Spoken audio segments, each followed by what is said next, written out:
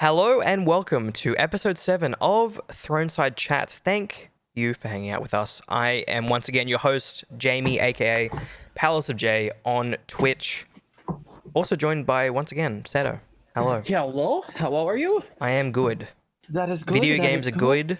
Coronavirus is breaking out everywhere. Life's good. Not the coronavirus part. Toilet paper, hot commodity in Australia these days. Oh, yeah. Wow. I still don't understand that, dude. Went to my local supermarket today. No toilet paper. I mean, luckily I don't need any. I got plenty. I got stacks. I mean, I'm not like I'm like fucking hoarding it, but like I've got like 2 extra, sets. It's fine. So I always keep extra TP on you, You always do, just in case. But I do have a story for this, right? Okay. I went out to a supermarket 2 days ago. Okay, my local supermarket, and there was 3 trolleys lined up, all stacked with toilet paper. Not kidding you. And so I thought, my social anxiety is good today. I'm gonna go ask them why the fuck they're buying all this toilet paper. You want to tell you what 2 out of 3 responses were? What did they say? 2 out of 3 responses were like, everybody else is doing it. That's literally what people are saying. They're like, oh, well, I'm just everyone's doing it, so I might as well. The other person, you could tell, was like, they were out there in personality. They're like, oh man, the government's gonna come in here and they're gonna take a lot of toilet paper, dude. And then when the government crashes, I'm gonna have toilet paper. I'm gonna sell it to everybody. That's like literally. You know what I think's happening is some people are legitimately selling toilet paper on like Gumtree and shit. Yeah, dude. I definitely think so. You know what? Gumtree toilet paper. Because I saw it. It's one of the top searches. People are selling toilet paper, up market, like upping the price of it. On fucking Gumtree and eBay. Damn. That's insane. But yeah, like that's like it's like, motherfucker, why are you hoarding all this toilet paper? They realize they're spending all this money for like no reason. Yeah, toilet paper's not going to run out. Yeah, it's not going to run out. Like I could understand people buying canned food, but even right now I don't understand it because even in Australia, the thing is, people aren't buying canned food; they're buying toilet paper. Yeah, which is weird. Like trolleys full of toilet paper. Like, the thing I don't get is this. Like, we're not even in a state of emergency right now. Like, there's only 20 people in Australia that are infected. But the thing is, I don't know who these people are that are hoarding all the toilet paper. Because everyone I see on Instagram, on Facebook, on Twitter, on Discord, no one is hoarding, like, all these people I know, no one's hoarding this toilet paper. They're like, I literally just need toilet paper. There's none here. That's all I see on social media. I don't know who's hoarding this stuff. I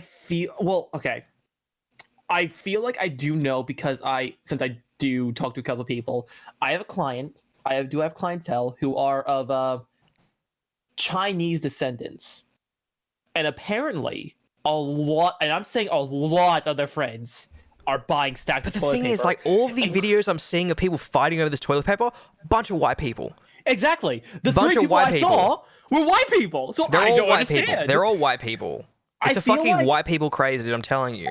I feel like people are just freaking out because of like video games and movies showing how like what the world's been like in apocalypse. Well, it's like when it's like when coronavirus first broke out, the movie Contagion shot up on like the iTunes charts or whatever. Yeah, it did. That's right. I forgot about that. That's true. Oh, you're lagging again. You're going Transformers. Me? Oh, god damn it. Well, it might be because I just sat up. Hold on. Not downloading anything. Let me just check. Am I actually lagging right now? Not anymore. It just did. It did like it spiked a little bit.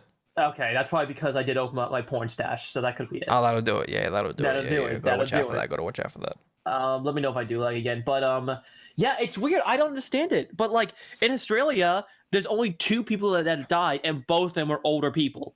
Like apparently, the only people at risk are older people and people with respiratory problems. That's it. And little kids. No, little kids can't actually get sick from it, apparently. I mean, they can get sick from it. They can't die from it. Yeah. Anyone can get it. Yeah. But also, good news about the coronavirus. Apparently, don't quote me on this. Apparently, there is a cure, which is in test tube phases. They were already talking about that before. Like, apparently, Australia had a cure for it like a month ago. But yeah, and apparently, if it goes well, the cure will be out in 9 months. 9 months is a long time. 9 months is a long time, dude. Quite a fair amount of time. Yeah, dude. Did the green flu virus and Division took over the world in 2 months, dude? You never know. You never know. Do you know what? It's not, I mean, the government should play Division the game so they can get used to what the world is like in an apocalypse. I don't think we're gonna have people joining fucking gangs like the Rikers and the cleaners. Hey man, you never know. You never know. I doubt, because the cleaners are literally like fucking. Bro, if the world goes to shit, I'm gonna burn the place up. Anything that like people have touched, on fire to me. I mean, speaking of Division 2, we've been playing a bunch, haven't we? We've been playing a lot. We've been playing a lot of Division 2, so this is what we're playing this week. I honestly, like, usually we start with next gen news. There's been none this week. Nothing. The only thing that I saw that was maybe worth noting is that the Xbox Series S, so the cheaper model, because apparently there's 2 Xbox consoles. Yep. Xbox Series, apparently it's called Xbox Series S, is going to get announced soon, and it's going to be $300. Huh. And it's going to be 4 teraflops, which is equivalent to 5.6 teraflops of like this generation GPU, but it's 4 teraflops of next gen GPU. So it'll be basically like the Xbox One X for $300. Okay. Not bad. Which I think is a smart strategy, honestly. Yeah, it is. Because it means like if they bring out the Xbox Series X and it's like $600, everyone's like, oh fuck, oh shit. Get out of here. That's a lot of money. But then they're like, hey, but if you want to get in on the ground floor with next generation, we have a $300 box that does games at 1080p, at 1440p, not 4K. That's apparently what they're planning. I could see that's definitely a smart move on their part, because especially if like PS5 comes out, it's only PS5 and it's around the same price as the Xbox Series X, people are going to gravitate more towards the Xbox Series S, which is a very smart play on Microsoft's part. Yeah, and I think if the PS5 comes in at like $400 or $500, Xbox has the most expensive box, the most powerful box, and then also the cheapest box to get into next gen. So I think it's very smart. It's very smart. I think it's smart overall. It's a smart play. It's a very, very smart play. Division 2 has been something. Division 2, okay, so first of all, launch night, right? Coming out Monday at 9 p.m. Great, fantastic. Play a little bit of, play some Siege until Division 2 comes out. Great, fantastic. Can do that. Yep. Gets to 9 p.m. Sorry, we're delaying. Sorry. What? Before you start with that, there was a 46 gigabyte update, but while they were doing maintenance. Yes. So the maintenance started at 6:30 our time. Maintenance was going to go till so it was 6 p.m. our time. Go to 9 to 3 hours of maintenance. Yeah, it was 7 p.m. my time, 6 p.m. Yep. You can start the update when maintenance starts, and then you download it, and then it'll be done when maintenance ends. Yep. So playing games, downloading, fine. I'm having no issues. You're having issues, right? Yep. So Uplay launcher sucks. For you. I'm fine. Yeah, Uplay launcher's fine with me. Apparently, it's people with Optus. I'm not going to go into it because it's already too much bullshit. Yeah. But I just have a problem where what happens is I'll start downloading and it'll drop to 0 and it'll just stay at 0 for the next like 5 hours, and it'll peak for like 5 minutes and it'll go back down. So if I want to download games on Uplay, I need to use my VPN to actually download games. It's so weird. It's really weird. I don't know. Apparently, it's something to do with like ports from Optus to Ubisoft. Apparently, there's some porting issues and whatnot that they're just not willing to fix. I don't know. I'm not going to look too much into it. But yeah, it's a really weird thing, and I was having struggles. Even Shadow was struggling, and apparently a lot of people are struggling because of so many people trying to download the patch. So yeah, because Shadow's download was going like peak speed 0. Yeah. Peak speed like in a span of 5 seconds each, like constantly peaking. Even at some points, it would say he was at like 5 megabyte download speed, but it would say he had like 13 hours a day like to be done. It was insane. And so my download was going fine. I was playing a game, downloading at the same time, perfectly fine. Yep. And then so it gets to 9 p.m. They delay maintenance another 30 minutes, so it's going to be 9:30 is when it's launching. I'm like, okay, I'll just play some more Siege, no worries. Understandable. At this point, you're like, I'm probably not playing the game tonight because you couldn't download it. You had to uninstall it. So my files at this point got corrupted with it, so I had to uninstall the game and I was reinstalling it. I'm like, I'm not playing this game tonight, so I went to bed. Yeah. Then gets to 9:30 or gets to like 9:20, delaying maintenance again another 30 minutes, so it's going to be 10 p.m. At this point, Shadow's like, I don't know if I'll be playing the game tonight because mine is still fluctuating constantly. So it gets. I've got. Was there anybody else downloading the game, or was it just you? It was just the three of us. Okay. Gets to 9:55. I exit out of Siege, go to Uplay, and then it's telling me to locate Division 2, the game. And I'm like, I don't. Actually, you know what? I think this happened earlier because I got in at 10 p.m. You must have around Oh no, I got in at 11. No. I did. Yeah, It was something 11 like that, p.m. yeah. It was 11 p.m. when I tried to get in. So yeah, so I'm trying to, and then they delayed another hour because it was 11 p.m. when everyone got on. I think. Maybe not. I don't know. Timeline's weird. Anyway, just before it launches, I have to locate Division 2. So and it's got like maybe a gigabyte left of the expansion download. Oh god, that's okay. Yep. And I'm like, and it just stopped. Like the expansion downloader stopped at like 45.5 gigabytes out of 46 or whatever. Oh. And I'm like, okay, maybe it's got to locate this and then it will do the rest of it because it's like it's lost it or whatever. I don't know. So I locate it and then it's like 0 megabytes out of 46.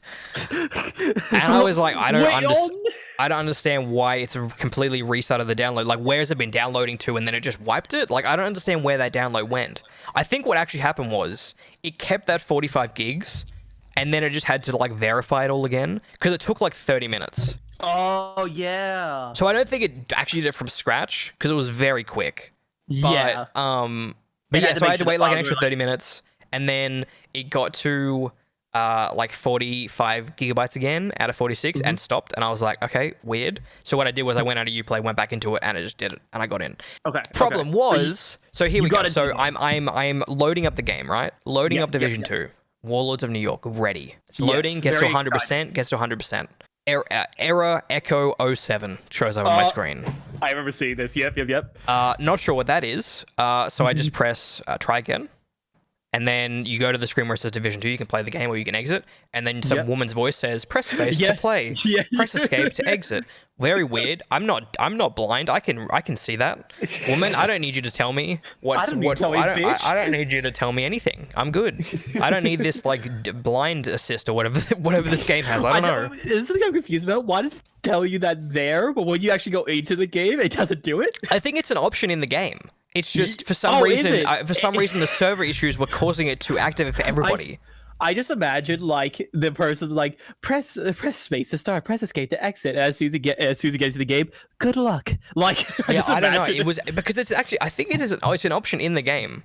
Okay. For people who are like partially blind, playing the game, like I don't know. I think it's just accessibility. Like they've got text to speech in the game as well, so it's more accessibility stuff, which is cool. I don't need it on though for me. Like, and it made it a little more annoying for like the next 45 minutes where I'm pressing space, and she's constantly telling me in my ear, press space to play, press space to play. It's like I'm aware. I'm sitting here, and I'm annoyed. Like I was really annoyed because it like more than a lot of other servers like launches, because it happens a lot obviously with games. I mean, literally 2 weeks before that, Walson was having issues for the entire weekend. So the thing with this is that I had to like install the update twice.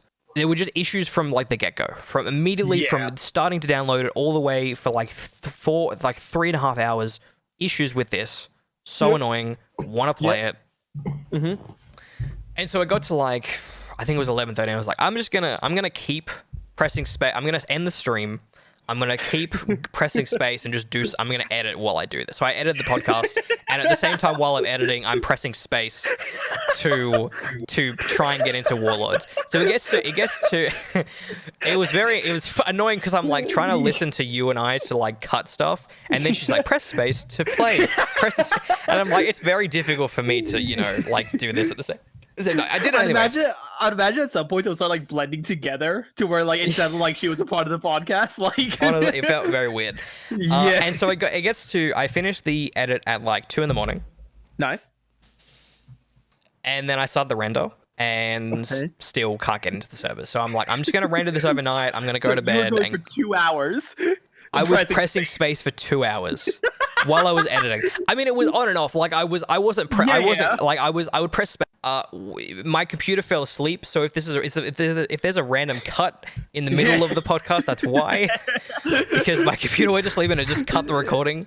It just cut it. Yep. So I was talking. Yeah. So I was editing the podcast, pressing space until 2 a.m. and it just wasn't working. It wasn't working. Yep. It kept fluctuating between an error code called Echo 07 and Echo 02. Whatever. Yep. I don't know. Servers were shitting themselves. Yep. Shadow actually got in. And Yeah, played. he got in. He usually gets really lucky with that sort of shit, where he'll actually be able to get into the game. So yeah, he got in, but then he had to go to bed, so he logged off. Yeah. I think he did like the first mission or whatever. And so I just I rendered last week's podcast and I started rendering it and then went to bed and then we played finally. We actually played it that night.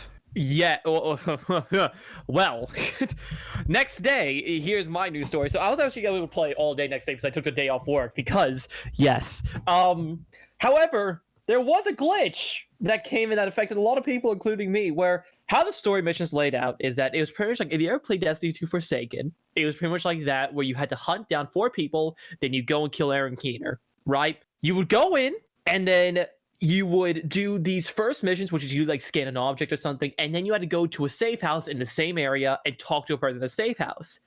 Now, there was a glitch where you couldn't actually talk to that person in the safe house, which was really dumb, and that affected me and so many other people. So I actually couldn't properly play the game until we literally started playing because of maintenance. And the only reason I was actually able to get past that, because for 2 hours as well, I teleported from safe house to safe house to safe house, just running around, pressing F on the person, trying to actually get the person to talk. Then I teleported to the next safe house. I did that for 2 hours straight until I finally got all the missions done. And the thing is, with that issue where pressing F on it, interacting just doesn't do anything, that glitch is still in the game with It is. outpost people. Yeah. Because I tried a couple of days ago to play to give them some resources to continue doing some projects. Yeah. And the game projects are like same as Division 2 vanilla, where you just you get an upgrade for your settlement if you do these projects, and you give them like water and electronics and food or whatever. And I would just keep pressing F to interact, and she would say, "Oh, we need stuff right now." I'm like, "I'm trying to give you stuff. I'm trying to give you some stuff right now." Wasn't working. I just imagine she's like, "We need water," like holding bottles out. It's like literally, I have a water. carton of fucking water right here for you, bitch. Like, here, take the water. She's like, "Why are you being so mean? We need water." As you're like trying to give her water, like. And so obviously we've been a little negative. Like, there's been a lot of issues with this expansion. It hasn't come out as well cooked as it should have. It's a little raw. It's a little raw. And that's kind of surprising to me because Division 2 vanilla, like last year, launched for me perfectly. I had no issues. I got in, did missions, had no glitches. Apparently went really well, which I'm very happy about. And so I don't know if this one was like they just pushed it out quickly, or I don't know. I don't know if they didn't get enough time to test it. It seems like that because there's these bugs that I feel like you would very easily pick up on if you were playing the game. So I don't know. But overall, so I mean, obviously we've talked about Warlords New York a couple of podcasts ago on what's going to be changing. So you're going to New York. There's new areas. There's a new villain, or not a new old villain. Obviously, Aaron Keener from Division 1 again. Yeah. You're hunting down 4 rogue agents before you get to him. Yep, Story on the surface, the premise, cool, right? It was a pretty cool premise. The story's not very good at all. I think, and it got very cheesy at the end. Dude, it's so. I'm gonna dedicate like a YouTube video just specifically to the story of Division 2 Warlords in New York and how bad it is. It's so bad. It's like everything that you don't want a live service game story to be, this does. Like, yeah, seriously. No stakes, just quick resolution. I don't want to spoil Warlords of New York because obviously it's fairly new, but I mean, I would honestly say if you care about spoilers, probably just skip a little bit ahead. If you don't care, and you probably shouldn't care, honestly, because the game really has like maybe 2 spoilers, right? Yeah. And they just don't. I don't think it matters. One of them is a plot twist, and one of them is another thing. Well, the thing is like, so the main stake that's supposed to be there is this thing. I don't even know what it's called that Aaron Keener is making. It's like a biological weapon. Oh, he uses it. He uses the biological weapon. Yeah, and that's what brings us to New York. Yeah, he used it on City Hall, which was like the Ford base of operations. Yeah. However, like, I kind of wished we saw a cutscene. Like, I know there was a little trailer, but I kind of wish we saw a cutscene of people getting affected by it, so we could see how dangerous it was. Because we just saw the aftermath. I feel like that's what kind of ruined it. Is that we just saw the aftermath. I think Division 2 has this issue. Division 2 vanilla and also Warlords of New York, where the story takes a serious backseat to the game design, which makes sense. Obviously, like, Division 2 is a looter shooter first, a live service game first, and then a story narrative experience like 15th, right? Yeah. Out of all these things. But like I think Destiny gets a lot of flack for where's Destiny's story? I don't see it. Destiny's doing a much better job with story. I think Dude, Forsaken was a much better. Season of Dawn was amazing. Season of Dawn was great. And I think Shadowkeep was a bit of a misstep in terms of story, a little bit. Yep. Considering it definitely pushed the story forward, but it definitely wasn't helpful. it just kind of ends, and it was very weird. It was a very weird ending. Yeah. I think Forsaken is probably one of the better campaigns. I would Destiny. say that. I would say that and Taken King are definitely probably. See, the thing is, like Taken King, I think Forsaken's better. Forsaken's definitely a better one. Because I think Taken King rushes to the conclusion again. Rushes to the climax. Which I think similarly, Warlords of New York also rushes to the climax as well. Yeah, I can actually see that. I can definitely see it. I think that like the reason why Taken King I like it a lot as well is that it does have a really big impact on the world in the sense of the Taken being a new thing coming in and how Oryx kind of fucked everybody over and so on. Like lore wise, it had a really big impact. I think on the world. Stakes were there in Taken King for sure. Yeah. And I feel like those stakes should have translated to Division 2 Warlords of New York. Like there's 100%. no shift in narrative from until the very end, basically. Yeah. 100%. There's no twist. Like, and I think it's the way they structured it, right? Because you can go to any area at any point. Yeah. So say you want to take on like the top left agent. So it's broken up into 4 quadrants, right? Yeah. And each of those quadrants has a rogue agent. And so you can choose which one you want to go to first off the bat. You can choose. And I think that structure led the narrative to, in general, just to be fairly weak because it's just because it has to be so contained, and it can't be like you can't be midway through the campaign being like, oh shit, Aaron Keener let off another attack, like because you don't know, you could where would you place that attack if someone's already been there or hasn't been there, you know what I mean? Like I don't know how they would do that. We were like semi close to that with that assassin guy that was working with the cleaners with the giant drill. We were like semi close to that with that one, but like it still wasn't enough.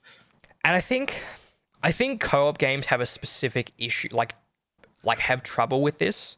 I don't think any co-op game that I played nails story. Just because, like, if you're playing with your friends, you're not really paying attention to the story. You're kind of just going about it, and just playing, like having fun. Yeah, like, exactly. I think Destiny had that issue. Now it doesn't have as much of an issue as it used to. I think Borderlands has that issue. I think there's a lot of co-op games. I think Left 4 Dead has that issue. Yeah, like, I think co-op games specifically, and obviously Division 2 is one. You can't tell a compelling narrative while your buddy's like making fart jokes or whatever, like it just doesn't. Exactly. It's hard to have like emotional stakes when people are like laughing and having a good time. It just doesn't work. You can't have it when you have your friend emoting, dabbing in the background. Like exactly. Can't do that. So can't do it. I think it's an uphill battle for Division 2. I think there are ways they could better it, make it better, make it improve their like the narrative process in the game. But at the end of the day, like the campaign that we played is like probably like 3% of what the overall experience is going to be. Yeah, it's a very small bit, and so it doesn't really matter that much. But we talk about the plot twist. Yeah, I mean, okay, so we're going to spoil the game. We're going to spoil 2 moments in the game towards the end of the game. If you care about spoilers, I would recommend going to the timestamp down below where its spoilers end. So basically, you kill Aaron Keener, which first of all, I think this is one of the more egregious choices they made because 100%. Like when I did it, I was like, I just want this to be over because this boss fight is fucking annoying as shit on solo. That mission, I would like if you watched it on stream or you try to do it solo, it was shit. Like it was shit. It's so badly balanced towards a solo player, it's insane. It's absolutely insane. And then on the other side of the spectrum, so I helped Seto through it, and we did it in like a third of the time that it took me to do it. Yeah, it took you like an hour and a half, 2 hours. It took me an hour and a half to do the entire mission. It took us 30 minutes. Yeah, to do it. And the end bit, which took me the majority of that hour and a half, took maybe 10 minutes to do the rocket and then the. Seriously, it was just insane. It's just so like, I think it's a good mission. I think that's one of the good things about Division 2, right? is that actually hold on, we'll do spoilers because I want to cut it Yeah. and then we'll talk about the other good stuff. Yeah. So so you kill Aaron Keener, great, fantastic. What a waste of a character that has Seriously? some kind of legacy in this world, in this in this franchise. Dude, if you look at the lore, he has a huge legacy. Huge legacy. He's one of the only characters out of 2 returning from Division 1. No, and- wasn't. What about Rhodes and other one? But were they Division 1? Yeah, I yeah. don't remember. Rhodes was like this is the the problem. This engineering- has been a problem with Division 1 and 2 for the longest time, where Yeah. characters not that interesting, story not that interesting. Like it just doesn't. Nothing about it makes it intriguing. Yeah, true. I think I feel like if they made the progression of the story in Warlords a little more like linear, they could have led into that mystery more. I just think they could have made a really compelling campaign. That's They not really like could. it's not high art. Like it's not The Last of Us. Last of Us isn't high art, but you know what I mean. Like it's not like art house like.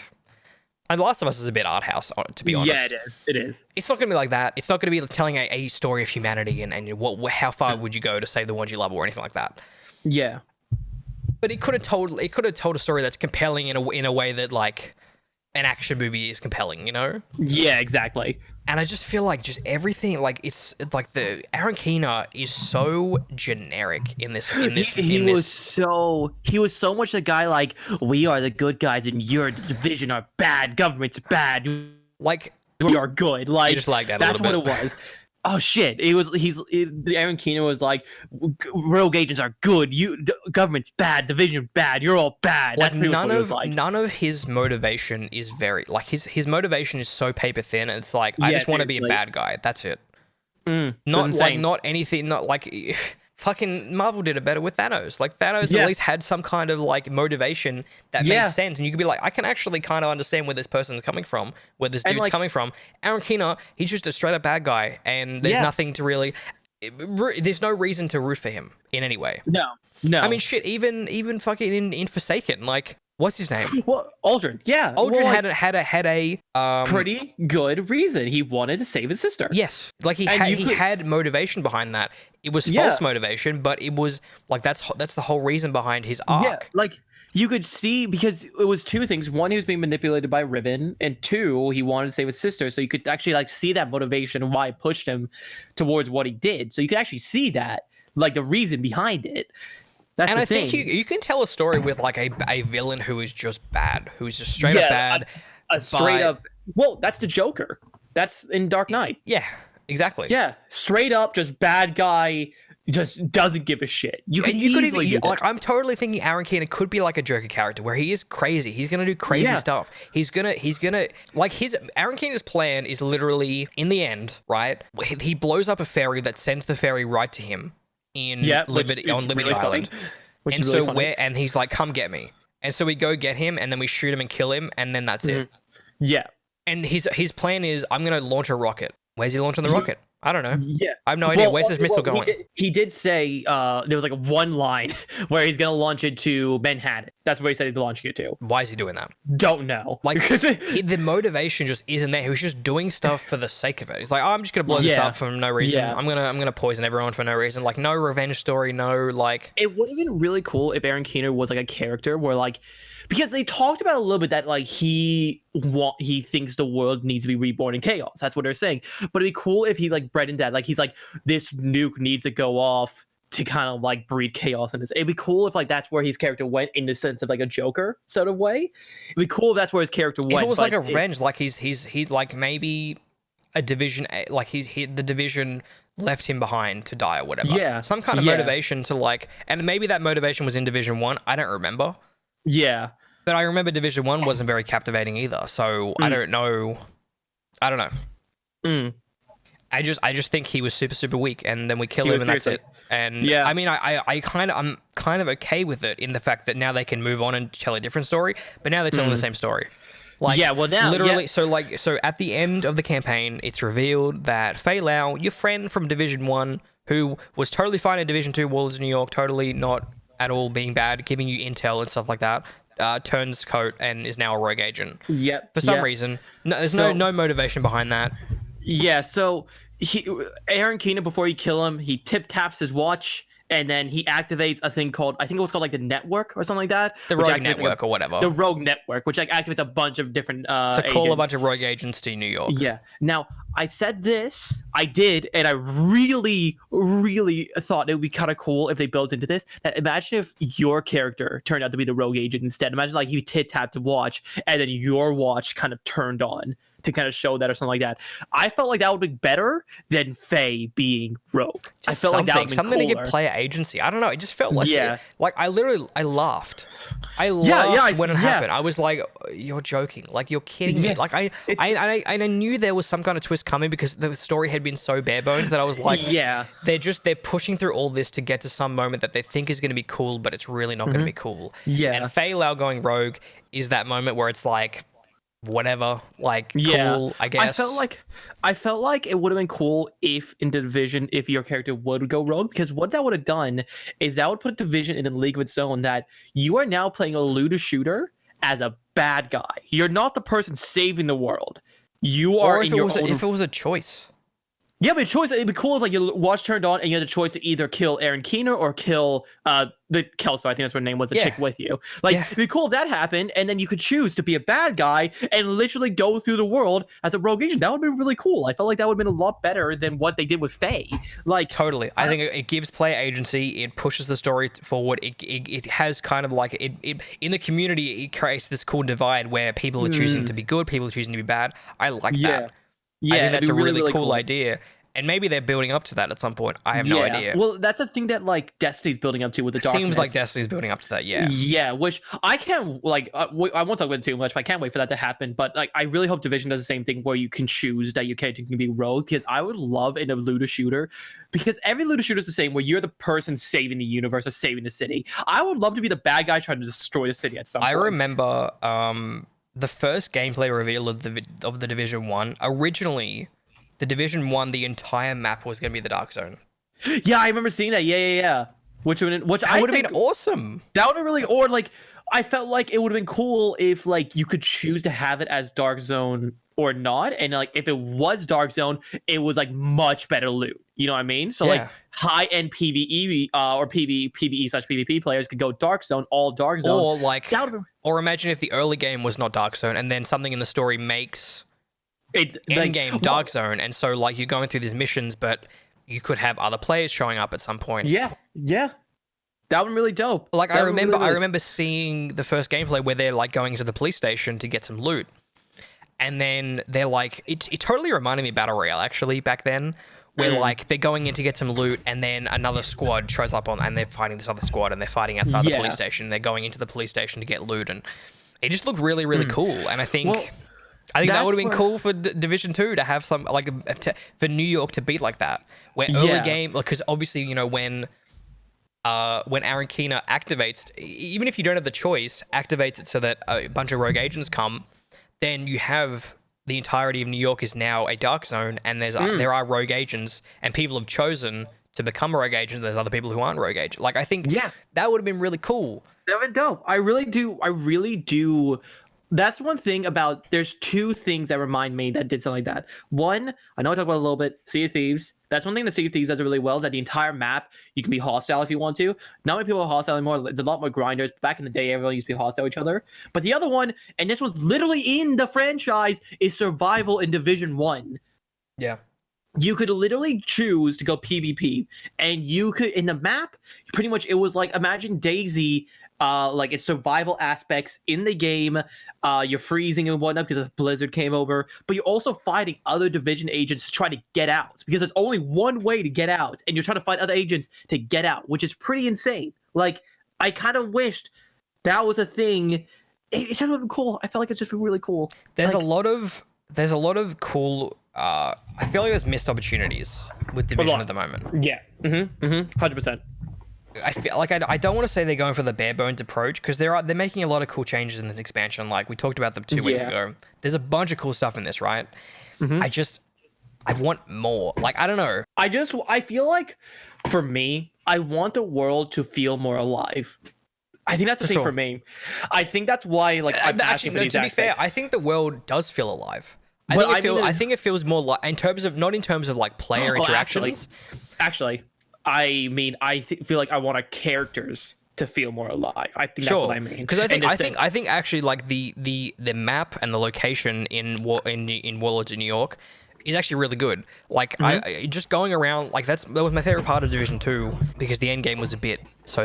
Is that just going around DC and like finding the hunters in DC and then helping fellow like peacekeepers who were like making a patrol and. Yeah, I think all of that felt more lively, and I think that's actually something that Destiny 2 doesn't have. When you go to these patrol zones, it's just you and a couple other guardians, and the same public events are happening, and the same enemies are coming out of the same spots. Like, I feel like Division 2 does a better job at like as you're going down these streets, like you come across a cleaner patrol, or you come across some Rikers, or they could flank you, and I think just being in that world is a lot more interesting. It's just, you're right, 100%. It's the characters just aren't there. They feel very, very, very just one-dimensional and feel like they're just there to give you instructions to move you across to these missions. Like, I feel like each story beat in the game is just pushing you forward, and it's not trying to tell you a story, it's trying to get you to the next objective. That's it. Which, again, I feel like Destiny does a better job there, especially with characters like Saint 14 and whatnot, who actually do have their own personalities. I think just generally the lore is more, and it's easier for Destiny to do that because it is science fantasy. Yeah, 100%. And I just think Division can't do that. It's kind of like they're kind of being pulled in two directions where they want to do like the cool, like the kind of Tom Clancy, like the hard kind of fiction side of it, and they're also trying to do the looter shooter, and they don't kind of. They're at ends with each other, I think, a little bit. Yeah, 100%. But overall, like, I think my like one sentence recommendation for this game is if you enjoy Division 2, you're going to enjoy Warlords in New York, just in general. Yeah. But yeah, I don't know. I don't think it. I don't know what. Like, I feel like it's so samey in so many ways. It is. Yeah, like the story is just not really there. Like, it's just not really there. Like, I don't think anything in Destiny has been laughable. Except maybe Destiny 1 Year 1. Yeah. Well, yeah, that's true. Yeah, pretty much, yeah.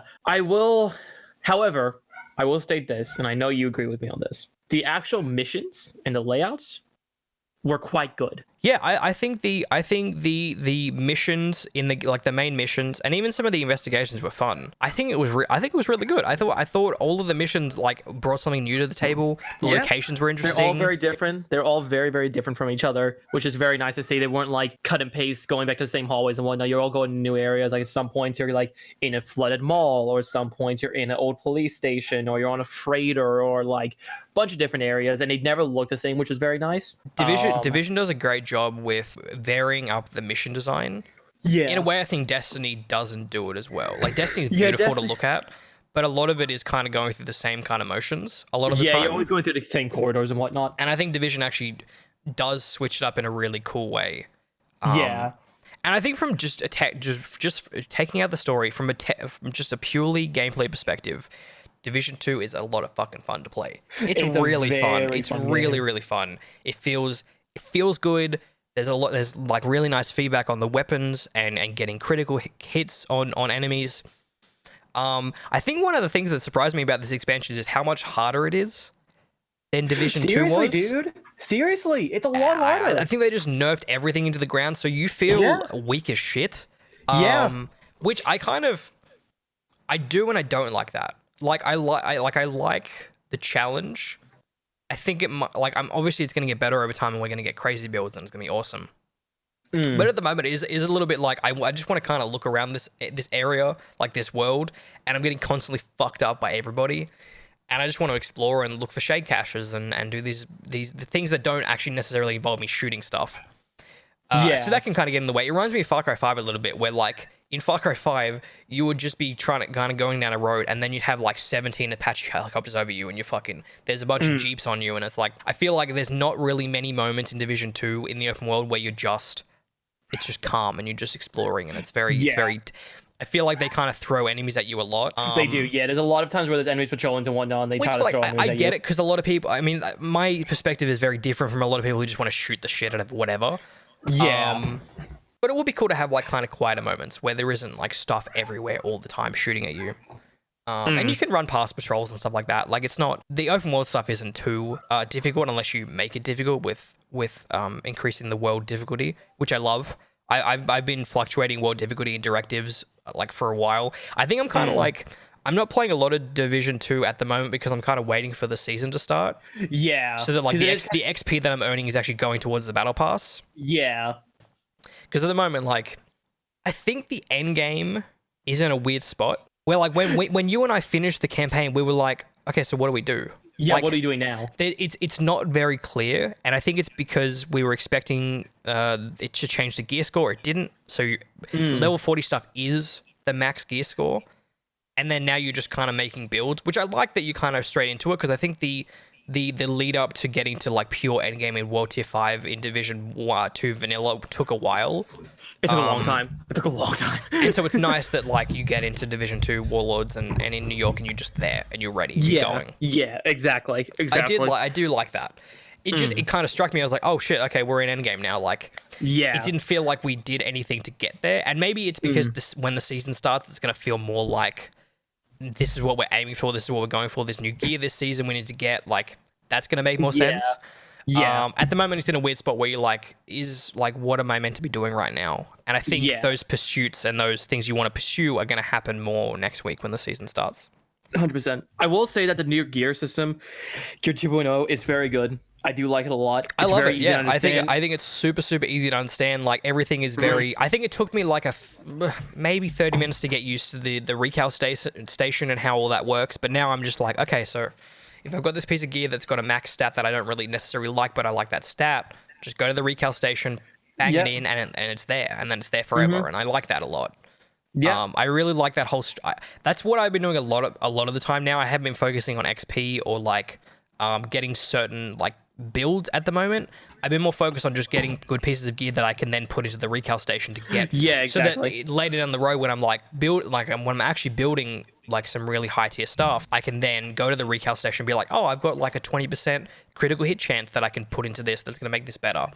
Yeah, I really like that. I actually can't. I hope Destiny gets something like that eventually. The recal station, that'd be great. Recal station, yeah, that'd be great to be like, oh, I've got a 20 stat in intellect. I just don't have that recovery stat. I really want that recovery stat. Put it in. Put a 20 recovery stat in that. That would be fantastic. Because there's so many times when you get a piece of gear in Destiny where it's like 45 gear stat, which is so low.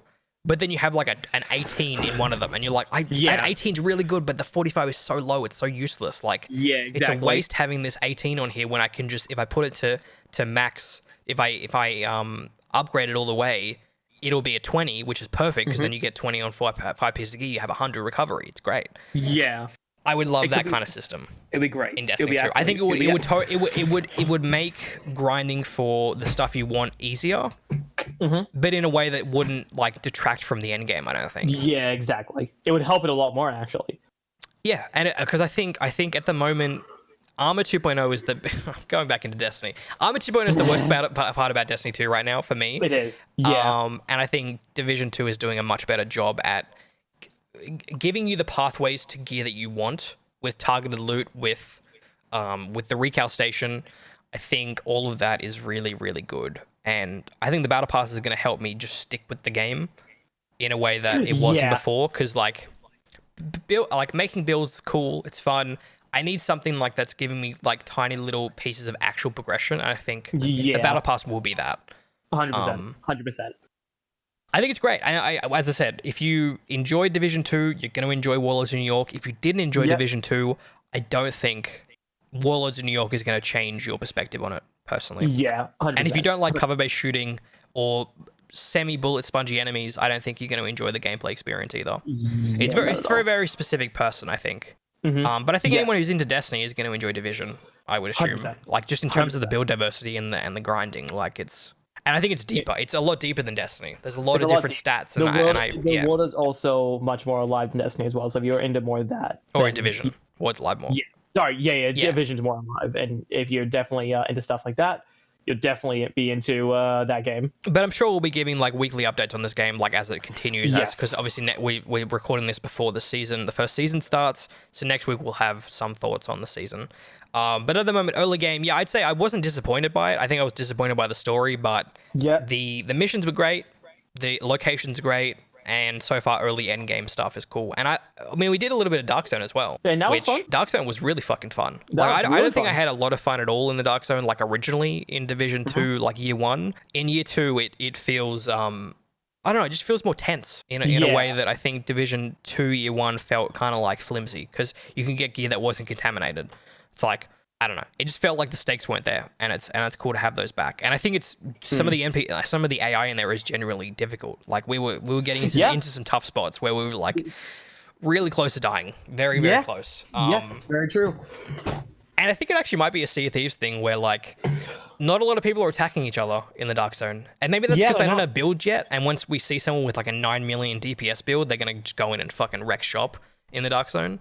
We'll see. But yeah, Dark Zone was fun. It's a nice little supplementary thing, and obviously there's targeted loot in there as well. So I would have liked to see Dark Zone have this like a smaller Dark Zone in New York, though. I think that would have been cool. Like just one Dark Zone would have been nice, but like I'm not really annoyed that it's not there. Yeah, like I mean, because obviously we do have a reinvigorated Dark Zone in DC, but yeah, but like I definitely see people that have played like over like 500 hours of Division 2 and not having any new Dark Zone would be especially like, if you are a Dark Zone player, which I don't. Yeah, there weren't many of them in Division 2 because it was very so-so. Shit. It wasn't great. Yeah. Yeah.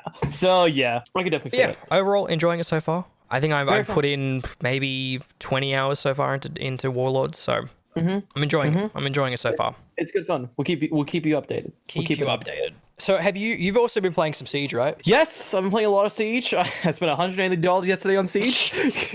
Yeah, that's well documented on my stream. $180. Exactly. That's a lot of money. Oh, it's a lot of money. Most money I ever spent in one go in a game. It's absolutely insane. But I've been very much enjoying the game, so I'm not really I'm not like regretting it or anything. I've been very much enjoying the game. Yeah, I've been really enjoying Siege. Last night I wasn't, but other nights I have been. Yeah. I've been Siege it's a lot of fun. It's just fun to, I don't know, it's such a different kind of FPS that from anything else I play, that it's just a ton of fun. It's a ton of fun. And I like the operators, I like the abilities. I like that we're getting to the point now where we can get like team comps together and exactly, which is very nice. And so we can like build off each other and stuff like that. It's actually what I'm really enjoying right now is that we all like, I'm not gonna say we all started off shit. We all started off rusty, I'd say. You're well, I would say I started off shit because you guys started off rusty because you played before I did. I didn't play pretty much at all before. The thing with Siege is if you take like a month off it, you've got to like relearn everything. It's very much one of those games where like muscle memory is a huge thing and you can lose that very easily. Even if you don't play for a couple of days, honestly, it takes a while to get back into the groove of like, and back into the pace of the game, because it's so slower than like any other FPS out there at the moment, I'd say. Yep, 100%. But what I'm really enjoying right now is like we are all progressing, and you can see all of us progressing. Yeah, like we're all getting better. Like call-outs are way better. Map knowledge is way better. There's still a few maps that we're not so sure about and entering certain areas. Yeah, like that one map that I said I didn't know much about, I literally went on and for an hour today, I walked around the map just learning call-outs and learning where everything is, just so I knew. Yeah, I want to look up more like enter strategies for each bomb site, because like sometimes we just like we take too long because we don't know what to do. Like exactly. I feel like we get nervous because we don't know where people are. Exactly. Yeah, for sure. But we're doing much better with the drones, though. Yes, and our communication is definitely a lot better. For sure.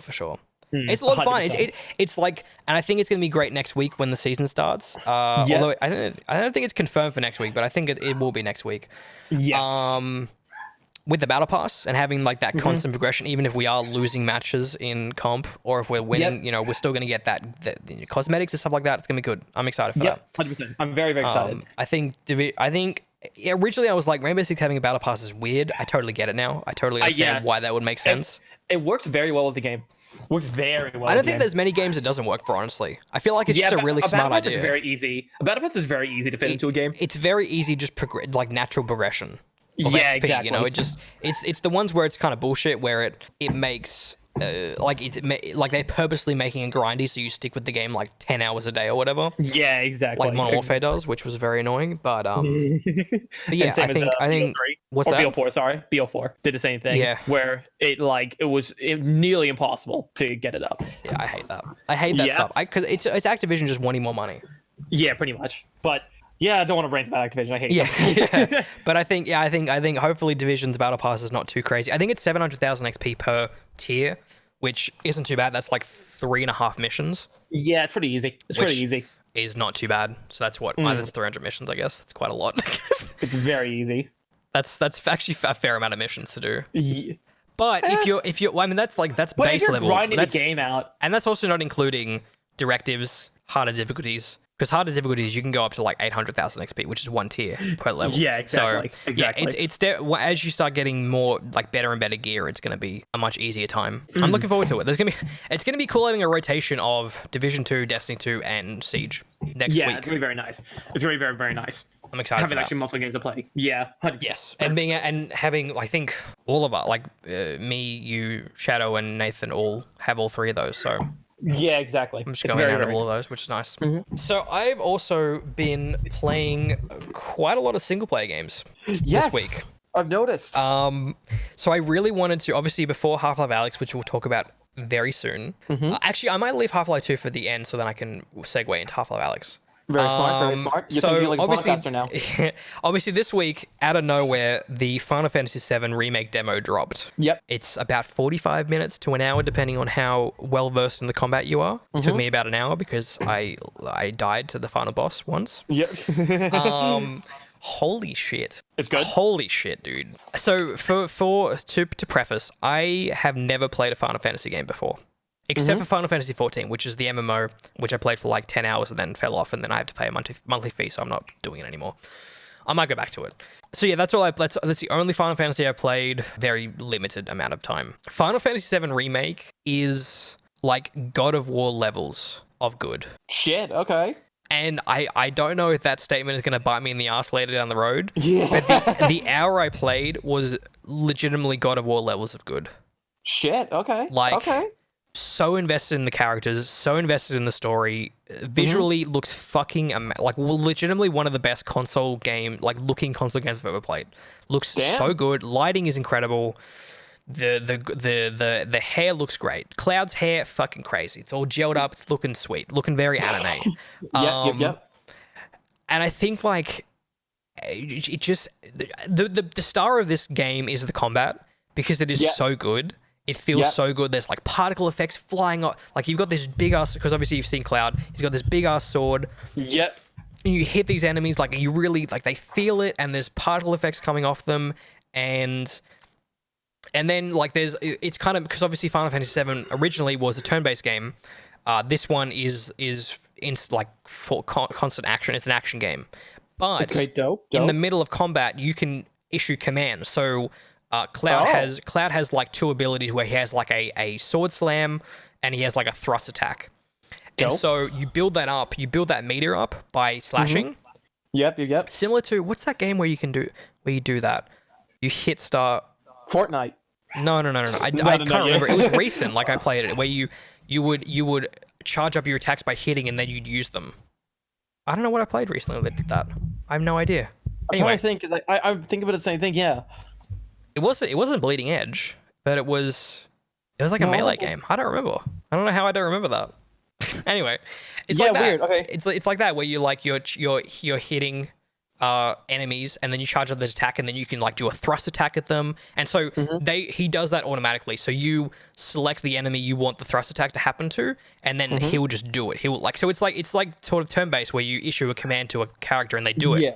What's really cool is like halfway into the demo, you add another person to your party. So now you have, I can't remember his name. Barrett, that's his name, Barrett. Barrett has a big ass fucking minigun on his hand. You gotta love it. And so like you'll be in combat scenarios where you have flying enemies and you have enemies on the ground. So you're taking down the ground enemies, and then you can switch to Barrett and then use his gun to take out the aerial enemies. And then the aerial enemies will get hit enough that they'll fall on the ground. You switch back to Cloud and you hit them. And so it's And then you can also issue commands to Barrett, like he can charge up his gun to do like extra damage. So you can either you charge it up either by just shooting, or you can charge it up manually, but you can't shoot while you're doing that. And so you overcharge it, and then you do a bigger attack. And then you have 2 commands for Barrett. So you have Steel Skin, which gives him more resistance to sounds blows. Horrible, but okay. Yep. And then you also have a precision bolt attack. And so towards the end of the demo, you fight a Scorpion tank, which is very fucking cool looking. It's super, super menacing. It's huge. It's massive. And it's like, I think the craziest thing about this is like, this is what I think brings the God of War out of it, is that the scale of it. It's so gorgeous. And it's like this Scorpion tank is huge. And there will be bigger enemies throughout the game, I'm sure. And basically what happens is the Scorpion tank is immune to a lot of normal attacks. And the only way to break that immunity is with Barrett's precision bolt attack. Oh. And so like there's these weaknesses and these change, and so also Barrett also has spells, so he can do thunder and cure, so he can cure himself, which gives him health, or he can use thunder, and thunder's also a weakness to the Scorpion tank. Mm-hmm.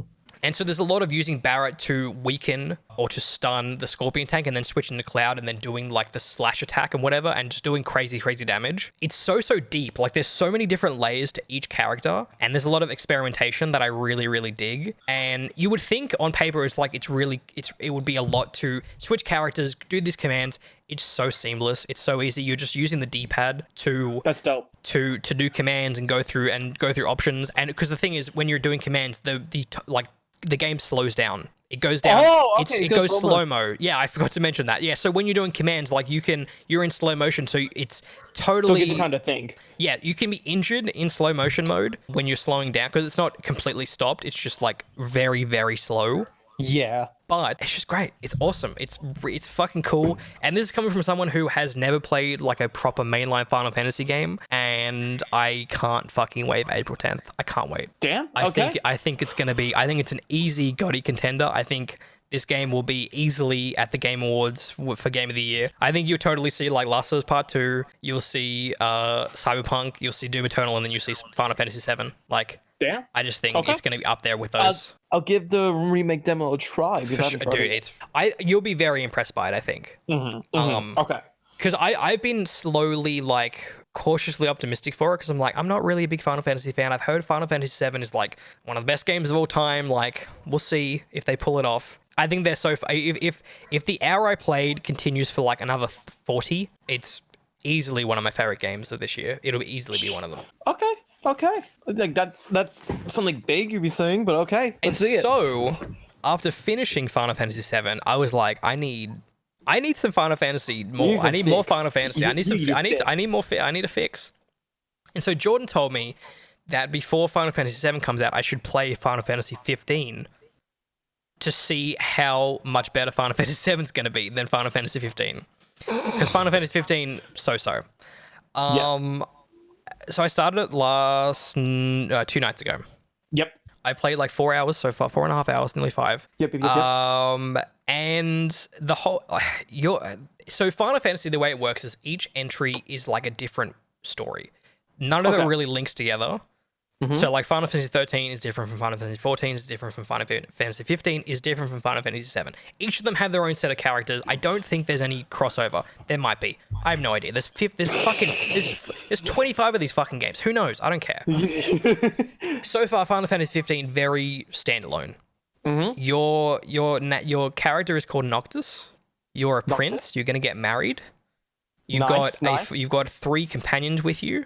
Dude, everything's lining up for you right now, man. Who are like... you look like a boy band. If you search Final Fantasy 15, the characters look like they're in a boy band. They're all 15. In black. They're all very, very bro-y. I don't actually like the characters that much. You really do. You do look like a boy band. I'm not a fan of the characters, honestly. Some of the dialogue's very cringy in 15. The thing I do love about it so far, though, is the world is fucking gorgeous.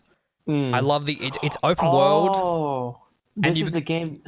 You've got Go a on, car go on. with you, so you drive around, Yeah. go to do different quests. I think I like that whole rhythm of just being in a new world and just driving around, and it's like a road trip. Like you camp, you eat food. There's some really ridiculously detailed food in that game that gives you like buffs, like gives you attack bonuses and defense bonuses and health bonuses. I just think it's really it's not doing anything special that I'm like, wow, this game is really really cool. Like it's but it's doing something enough that I'm like, it's just a nice chill experience. There's fishing. I love fishing.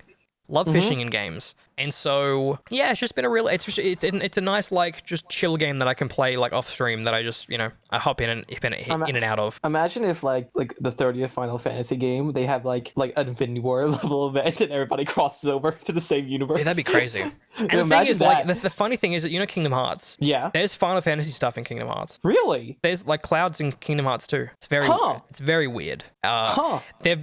Kingdom Hearts 3 is very much not. There's not much Final Fantasy crossover. It's more like Pixar and Disney stuff. Yeah.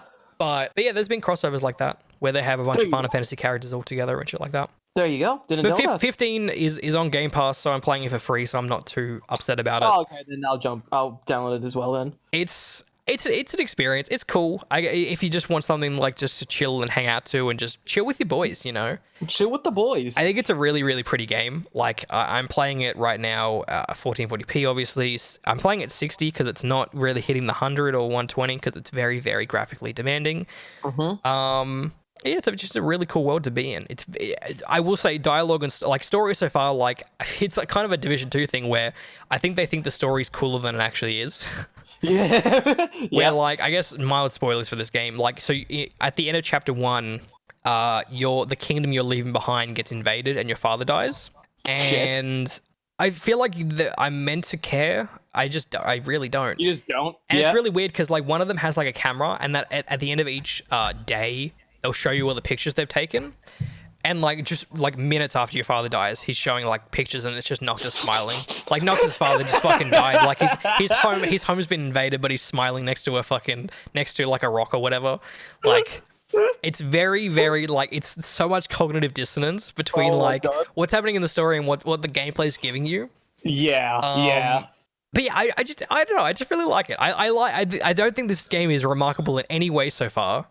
But it's just a chill game. It's a really nice chill game, and the combat's fine. I think after playing Final Fantasy VII Remake, the demo, and then playing Final Fantasy 15, like I feel like 15 had to walk so Final Fantasy VII Remake could run. Like it feels like they had to learn from 15 to make 7 better. Would you recommend me to play 15 or Remake first, or the demo? That's tough. If you play the remake demo, I feel like you'll have a harder time getting into 15. So. But I mean, to be fair, you know that like it's not that long until 7 comes out. So you might just skip 15 and just play 7. Yeah. Total. Like I don't know. 15's fun as like a chill game, but I mean, yeah, I don't know.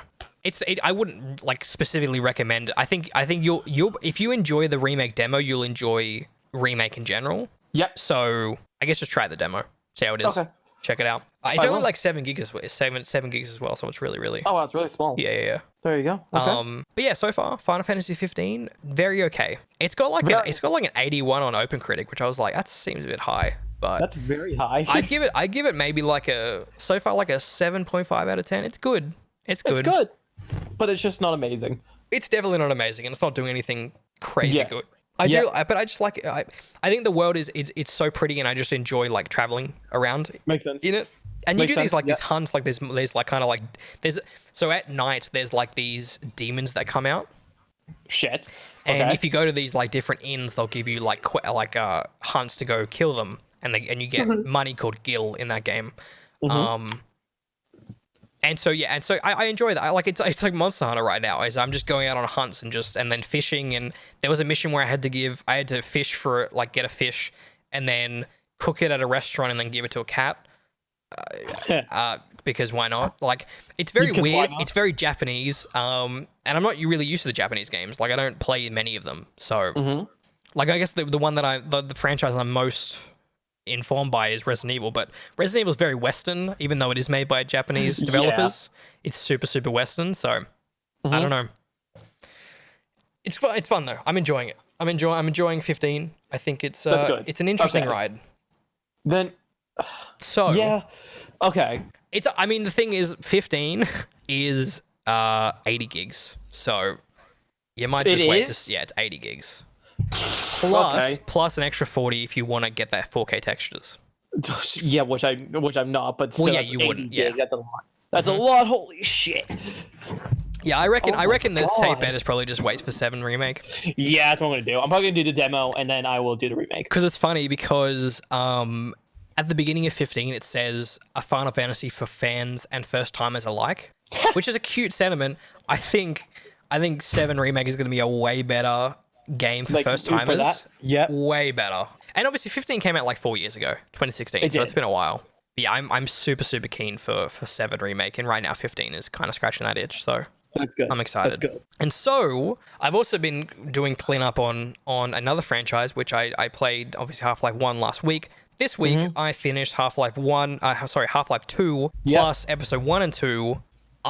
Controversial opinion, I think Black Mesa is a better Half-Life game than Half-Life 2. Interesting. You said to me the other way around before. Yeah. Okay. What changed your mind? So the beginning of Half-Life 2 is excellent. Okay. And there's a really cool part in Half-Life 2 where you're kind of going up the coast. You're traveling up the coast to get to a secret base. And I love that section. I thought it was so cool. Like I could imagine like a Half-Life movie where you're just like like Gordon Freeman is traveling up the coast and he's got to go to these checkpoints. And I really enjoyed that. I thought it was crazy expansive how big it was. There's obviously a lot of loading screens between. Like you go through tunnels and it's just a white wall, and then you get to it and it says loading, and then you get to the next section. Yep. But loading didn't take too long, obviously, because I'm on hardware that's 16 years past when this game came out. I think that part was so awesome, going up the coast and everything like that. The problem with Half-Life 2 is that there are moments where you're waiting on NPCs to finish actions. Oh. So you're up the hallway and Alex is just slowly walking up, and then I'll miss a cinematic moment because I wasn't behind Alex because I'm running quick. Like, because since it's an older game, the AI is not as good. Because the way that Valve handles animation in that game is that it's very, very locked. Like characters are locked into certain actions and certain ways of moving. Where I think these days they're a lot more flexible. Yeah, exactly. In what in their movements and what they're doing. 100%. And I think developers are a lot better at judging how fast players are gonna get through certain areas. And so the actions are going to line up pretty well. Yeah. And so, a lot of the time I was just like waiting, like, hey, Alex, come on. The door, you got to open this door here. And so much, so like, it was also like having to get through her lines of dialogue before she could do an action to open a door. Oh, yeah, that could be frustrating. And it was just a lot of waiting. And that wasn't an issue in Black Mesa, obviously, because it was a remake. So I'm sure they've cleaned some of that stuff up. Yeah. And so it's probably not fair to compare the two, but I think I enjoyed my experience with Black Mesa more. What Half-Life 2 does really, really well is create a really lovable character in Alex, because she is super adorable. She's super charming. She's just a lot of fun to be around, and I like her a lot. I think Alex is the best part of that game. Obviously because Gordon Freeman doesn't talk. He's a silent protagonist. That's Alex. All right, that's Alex. Alex is very, very cool, and I think she probably one of the earliest examples of like a really truly fleshed out cool female character. Yeah. Or just cool character in general. But she's a strong female character, which I guess was a rare thing back in 2004. So it was cool. Yeah. Yeah, I think she's really, really cool. I think she's great. And I can't wait to play as her in Half-Life Alyx. It's gonna be really, really cool. The thing that sucks is that the voice actress is different. Half-Life Alyx. I don't know why. And I could totally notice it. Obviously we're going to talk in a second about Half-Life Alyx gameplay, but totally could notice it. Could totally see it was a completely different woman's voice. So there you interesting. Go. But Half-Life 2 Episode 1, I feel like the game improves. Because I didn't realize is Half-Life 2 ends on a fucking cliffhanger. It basically, without spoiling anything, it ends in an explosion. And then the credits roll. And then Half-Life Episode 1 picks up after that explosion. And then Half-Life 2 did I say Half-Life 1? Half-Life 2 Episode 1 ends on another cliffhanger. Yeah. Actually, it also ends on another explosion. It's weird. They all end on explosions. Dude, Michael Bay's just in the background. And then Half-Life, dude, I'm so mad. Half-Life 2 Episode 2 ends with a character death. I won't say who. A character dies, and that's it. And then it ends. And Half-Life 2 Episode 2 came out in 2007. Yep. So it's been 13 years. It's been 13 years. Still waiting. Valve. Actually, I think it was 2008. So was it 2008 or 2007? One of those. It's been a long time. It's been over a decade. It's been well. That's where the meme comes in. That's where the meme comes in, dude. And when I finished it, I was like, oh man, like I really, really, really wish that I could see more of this. Like I wish they just released like a comic or something. Like just a comic book of saying like what happened after. I don't know. And I think it's because they were generally working on like 17 iterations of a Half-Life game before They this. were, yeah. Like they just kept trying to make it. They were trying to make Half-Life 2 Episode 3, wasn't working. They eventually they moved over to Half-Life 3, wasn't working. And now we're here with Half-Life Alyx. So, Half-Life Alyx. Which, very exciting. So, the news story of the week, which is very exciting. Valve wants to. So wait, we're on to news of the week now. By the way, the transition was so good you wouldn't even tell. You couldn't even tell. So I'm watching. So Valve wants to make more Half-Life after Half-Life Alyx. This comes from GameSpot. In an interview with Game Informer, Valve developer Robin Walker, Australian by the way, because he did a developer commentary and he's Australian, which is cool. Yeah, I didn't realize he worked on. I looked him up. He worked on Team Fortress 1, Team Fortress 2. He worked on Half-Life 2 Episode 2, and he was the lead, the team lead on Half-Life 2 Episode 1. Had no idea. It's cool. So he's He's a veteran at Valve, and he's working on Half-Life Alyx. So he explained that Alyx has reintroduced the franchise to developers at Valve, who hope that it won't be the last game in the series they work on. Awesome. So the quote, there are also people on the team for whom Half-Life Alyx is their first time working on this series at all, and many of them certainly hope it's not the last, Walker stated. We absolutely see Half-Life Alyx as our return to this world, not the end of it. Dude, that gets me so fucking hyped. I'm so excited. That's big, after playing all these Half-Life games, I fucking chose the right time. Because let me tell you, there's been years and years and years where I'm like, is it time for Half-Life? Is it time for me to dive into this franchise? And I waited. I was like, you know what? There's no point in doing it yet. Right time, 2020, right time for Half-Life now, because now they're doing more of it. I don't wait that long, you know, it's great. Fuck all these people who played Half-Life 2 Episode 2 in fucking 2007, you idiots. Yeah. Wait 13 you years. should have waited. You should have waited 13 years, idiots. Oh, these fucking nerds back in 2007 in their mum's basements. Fucking, I was out here fucking learning algebra, dude. Get out of here. Dude, they were playing checkers. You were playing 3D chess, dude. Absolutely. Yeah, but like, dude. And so that's exciting, right? Even Very more exciting. This is infinitely more exciting to me. Mm-hmm. Walker was also asked whether or not Alyx will answer some lingering questions left by Half-Life 2 Episode 2. Although he doesn't provide a definitive answer, he does suggest that it's not a bad idea for players to have refreshed themselves on the events of Episode 2 before starting Half-Life Alyx. Are you fucking kidding me? That's big, I'm getting the answers, boys. I only got to wait 2 weeks for answers. Easy. That's big, dude. That's big. Holy shit. Are you fucking serious? It's cool as fuck. Hell yeah. Fuck yeah, Half-Life. And so also, in addition to this, they also released some gameplay videos of Half-Life Alyx, which I finally got to watch. I watched one of them when it came out, and then I watched the other 2 today. What did you think of them? I watched all 3 45 minutes ago. What did you think of the gameplay? Wait. So I'll first say this. I've had experience with... the only experience I had with VR is Boneworks, VR chat, super hot, and Beat Saber Sunset Overdrive. That's the only games, right? You mean Sunset? Oh yeah, sorry, Sunset. Arizona Sunshine. Yeah. Yeah. Fuck, I wish Sunset Overdrive was on VR. Anyway. That's the only experience I have. I can already tell that this game, physics wise, is going to be so much better than all of those. Like, the thing about Boneworks, and the reason why I don't enjoy Boneworks too much, is because the physics feel really janky. They feel really janky. While this game, already this game looks like it has a better physics engine than Boneworks, which is really cool to see. But it looked so cool. Yeah. Like the way she was interacting, like with the first one, how she like with the head crab, how she moved the head crab over with the gun. Yeah, just flick the head crab off Yeah, the station there. Yeah. Yeah, it was really, really cool. And how, like, I think the coolest moment for me, because you told me about this, is when she was fighting the people and she was moving from car to car. And at one point, someone went over and she quickly opened the door and Opens stopped the the bullets. fucking car door, was and then so cool. It's so dope. Like, It was so cool. Like, I think, it was- I love the idea of like in the first video when she's exploring that space with the station near her, she like sees the bucket and she like tips the bucket over, gets all the stuff flies out, all of it's individually rendered, it's all there, and she's like piecing through it and she grabs the stuff to use later. Like, it was really cool as well on how because so in the first episode, she's down in the subway, right? Yes. She's down at the subway station.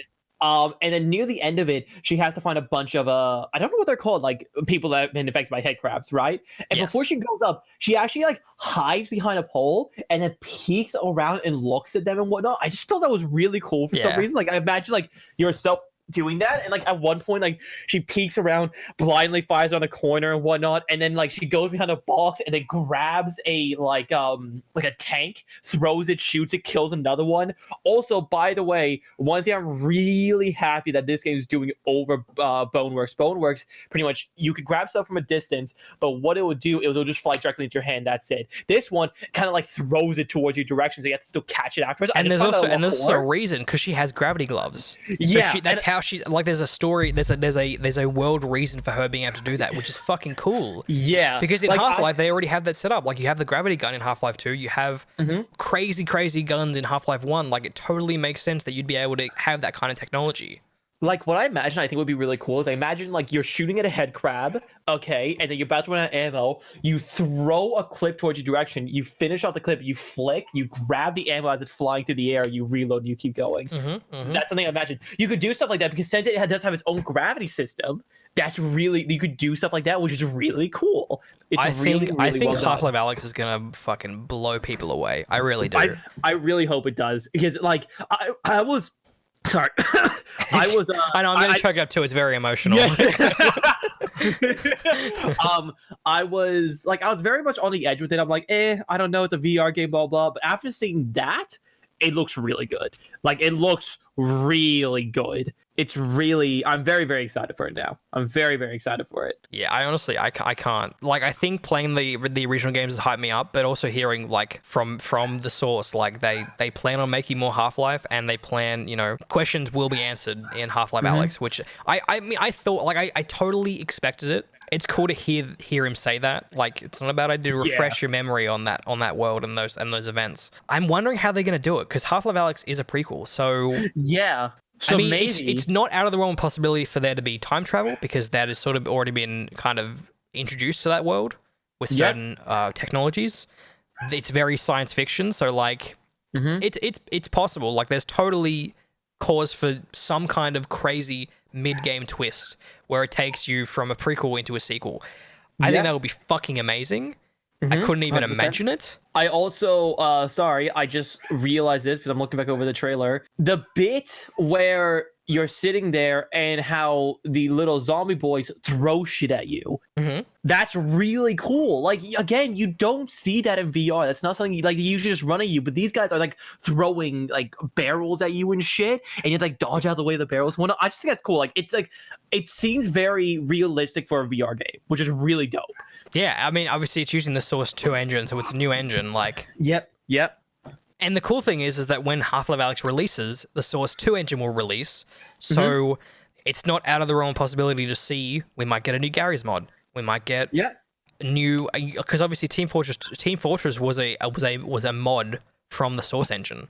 Yeah. So like it's gonna be like a whole new age of Valve games, honestly. Like even if they're releasing games like every 5 years, there's still gonna be all these fan creations and it's gonna be insane.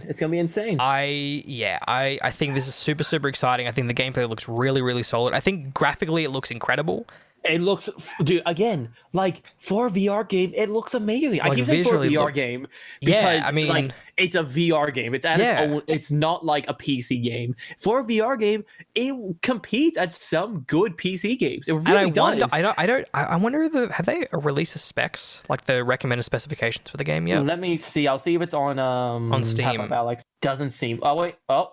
I thought they did release them. Yeah, Minimum. Processor Core i5 7500 or Ryzen. It's pretty low, actually. 5 1600. Memory 12 gigs of RAM. Graphics GTX 1060 or RX 580. That's not bad. Yeah, so they don't have recommended. That's minimum. So yeah, that's minimum. Yeah. But they haven't put recommended specs. Yeah, I wonder what the recommended is. I recommend it will probably be like. I mean, a 1060 is pretty low actually. So maybe like a recommended like a 1080. I imagine like a 1080. Yeah, I imagine 1080 being the recommended specs. Interesting. Yeah, I mean that's actually not too bad for a minimum. So I think the game's gonna look. It looks incredible. So I cannot wait to jump in. I finally figured out how to record VR gameplay, so I'm totally gonna be doing a review for this game. I can't fucking wait. Very excited. I'm very excited for this game, dude. I think Half-Life Alyx has now shot up to being my most anticipated game of this month. It used to be Doom Eternal. I think Half-Life Alyx has a shot to being like god tier. Like really, I can see that. Because I think every time a Half-Life game comes out, Valve raises the bar for FPSs. Yeah, they really do. And like Half-Life 1 and Half-Life 2, I think at the time were 10 out of 10 games. So like, is Half-Life Alyx going to be the first 10 out of 10 VR FPS? Or the first FPS that's a 10 out of 10 in a long time? Because like, what was the last one? I don't think Doom 2016 to 10 out of 10. I think it's close. It's I would say like a good 8 out of 10, not 10 out of 10. I think it would be close. I think it would be a 9. Personally, I think it would be a 9. But I can totally see 8 out of 10 for sure. It's a great game at least. 2018 FPS games. I think Wolfenstein is once again close. Like I think it's hard to be a 10 out of 10 FPS these days. I really do. 100% Overkill's The Walking Dead was a 10 out of 10. Like I don't know what Titanfall. I think Titanfall 2's campaign was close to a 10 out of 10. Yeah, I'm looking at it right now. But yeah, I think it's hard. I think it's hard to be a 10 out of 10 FPS. It really is. So yeah, I feel like this game also has one thing over a lot of other FPS games, which is it's a VR game. So that immersiveness is already going to be dialed to 10. Yep. But also being VR means there's going to be, it's cause for concern for like technical issues, a whole bunch of stuff. So we'll see. We'll see. I have faith because apparently, this game's been ready for like a couple months. I've just been polishing for these last 2 months. So very excited. I could not be more excited for it. So obviously this week we got a few some leaks, some announcements. What do you want first? Do you want an announcement or do you want a leak? Let's do. I'm looking through it now. Let's do. It's one leak and one announcement. Well, what game announcement? Yeah, let's do the leak. Okay. I'm more interested about the leak. Let's do the leak. A new Star Wars game has leaked. This comes by way of PC Gamer. In February, a Kotaku report said that a planned Star Wars Battlefront spin-off game in development at Respawn Entertainment had been cancelled in 2019 after its planned launch. In the fall of that year, that was delayed, and EA management decided that it didn't want to wait. The bright side of the report was that 2 new Star Wars games are reportedly still in development. One is a sequel to Star Wars Jedi Fallen Order at Respawn, no surprise there. And the other is a smaller, more unusual game at EA Motive. That second project has now apparently leaked courtesy of PSN releases, a Twitter bot account that reports on new PlayStation 4 releases. The tweet doesn't reveal anything about Maverick, or Project Maverick, maybe, beyond the title. But the attached image shows a flight of X-Wings approaching a Star Destroyer in the midst of what appears to be an astrofield or something. Dope. So, yes, the image has a logo, Star Wars Project Maverick. And yeah, you see these X-Wings and you see a Star Destroyer. Obviously, with the name Maverick, you would assume it's a space dogfighting game. That's what I imagine. I'm thinking it might be something Sea of Thieves-esque in the sense of like you have places you can go to, you land your ship, grab some stuff, go back out, do some shit in your ship. I don't think it's going to be open world, just because of the way that Kotaku reports on it, saying it's smaller and more unusual. Yeah. I feel like a small game, open world seems like a big project. Yeah, that's true. And so, there's a storied history of really, really great, really, really, really solid space starship games on many, many consoles. So I think this totally makes sense for them to do one of these. I'm surprised it took this long, actually. Yeah, 100%. They sort of did something like that. They had like a Battlefront add-on, which was a X-Wing Yeah. VR experience, Mhm. which apparently was fucking awesome. So hey, I would love for this to be in VR as well. Be really VR dope. capabilities as well as being just like a normal, solid, I don't know, starship fighting game, dog fighting game, I guess. Yeah, cool. I don't know. This leak, the fact that it leaked via like it's like it's been updated on the PlayStation Network store makes me think it's the announcement's imminent. Like it's gonna happen fairly soon. I kind of hope so, because it would be nice to have something like that Coming be this year, announced. maybe. Yeah. I Yeah, think maybe. it would be one of the things where it's announced and released shortly after. Like I could see like, like I an could see Apex? I could Like see an Apex? I could see like an Apex, like just a June release or something, like July maybe. I don't know. Like That no, would be I don't. dope. I think because it's if it is going to be smaller, I don't think it's going to be like a full release. Mm-hmm. Because obviously there's gonna be a lot of games coming out around then. Yeah, fuck, more Star Wars stuff would be cool, and hopefully it is good. EA Motive, I think, helped DICE on Star Wars Battlefront 2, which gameplay wise was great, graphically was great. So Yeah. they've got some expertise there. And hopefully this game is good, and hopefully we hear about it maybe next week. Who knows? Yeah. Next week, maybe 2 weeks from now. I don't know. I hope so. I hope so. Maybe. I hope so. It just feels weird that it's being leaked via a Twitter bot that reports on all the PSN releases. Like it feels like it's coming fairly soon. Like I don't know how this would show up on up there unless it wasn't like announcing and releasing or coming out for pre-order or whatever soon. You know? Yes. Definitely. I definitely see your point, and I do agree. Actually, I think it's going to come out very. I think it's going to be. Release or talked about very soon. Yeah. Which, And I mean, I loved the Starfighter combat in Battlefront 2. So if it's more like that, I'm down for that. it was very cool. It was actually very, very cool. it was actually one of the better parts of Battlefront 2, personally. I really enjoyed it. It definitely, especially like the scenery and whatnot, looked very nice. Yeah. And just like in terms of like, yeah, I don't know, it was just very well done. And I think that was done by Criterion, who does Need for Speed stuff now. So Oh, okay. there you go. There you go. They're good with vehicles, apparently. They are. They're very good with vehicles. All right. Okay. The announcement, which I'm very excited about. The game announcement. So we talked about last week. We talked about a new Riot shooter that got announced last year called Project A. There was a rumor that it was going to get announced this week, and it was going to be called Valorant. That was completely true. It has now been officially revealed and is coming summer/winter, because winter is us, but summer is America. So very winter exciting. 2020. So on the website, I took some information on Valorant. Riot Games presents a new competitive stage for you to shine from. Can you mute while the dogs are barking? How do you hear? Give me 15 seconds. Okay. Anyway, so Riot Games presents a new competitive stage for you to shine from. A 5v5 character-based tactical shooter where creativity is your greatest weapon. Imagine this. Tactical shooter meets hypernatural powers. Everyone's got guns and a unique set of abilities, so how do you beat someone with the speed of wind? Use your own moves to outplay them and beat them to the shot. Valorant is a game for bold strategists who dare to make the unexpected play, because if it wins, it works. So obviously, very cool, very dope. They also go through some key online features. So there will be 128 tick servers. They're aiming for 60 to 144 FPS or plus FPS on modern gaming rigs. They also said that on stuff that came out like over a decade ago will be at least 30 FPS locked. There'll be a global spread of data centers aimed at less than 35 ping for players in major cities around the world. And that shooting in Valorant is precise, consequential, and highly lethal. We want you to win on your skill and strategy alone. What do you think of all of this? All right. It sounds good. It does It sound sounds good. very good. I'm not going to say it doesn't, but it does sound like something that you could really fuck up. For sure. However, Riot Games, like known for League of Legends and whatnot, they definitely have the experience.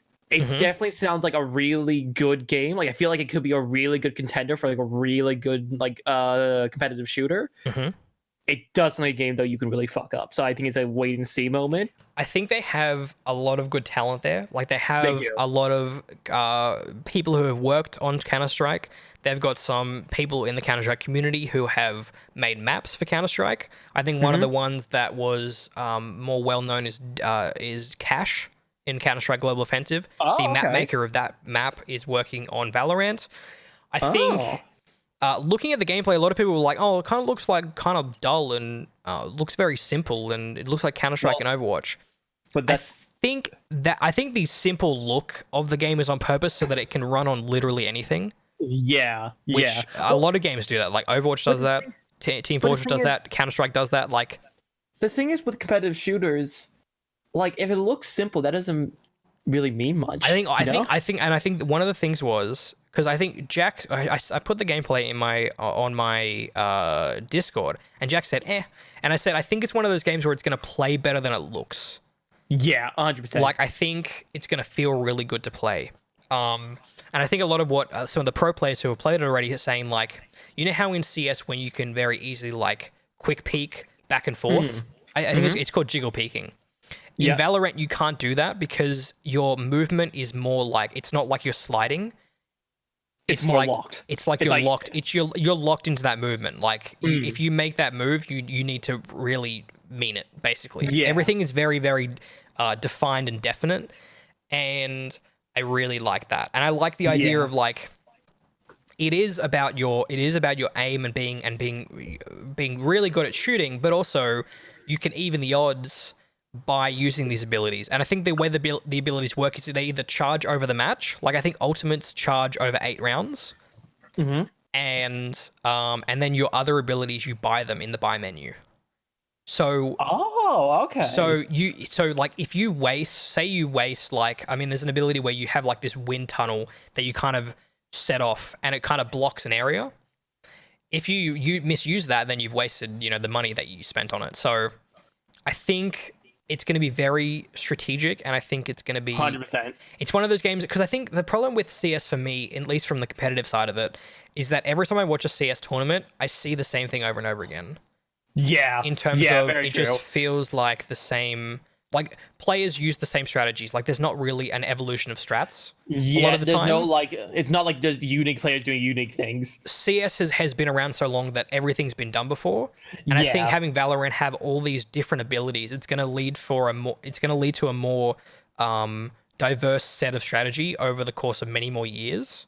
Yeah. And I'm cautiously optimistic. I think it looks really good. I like CS. I like Overwatch abilities.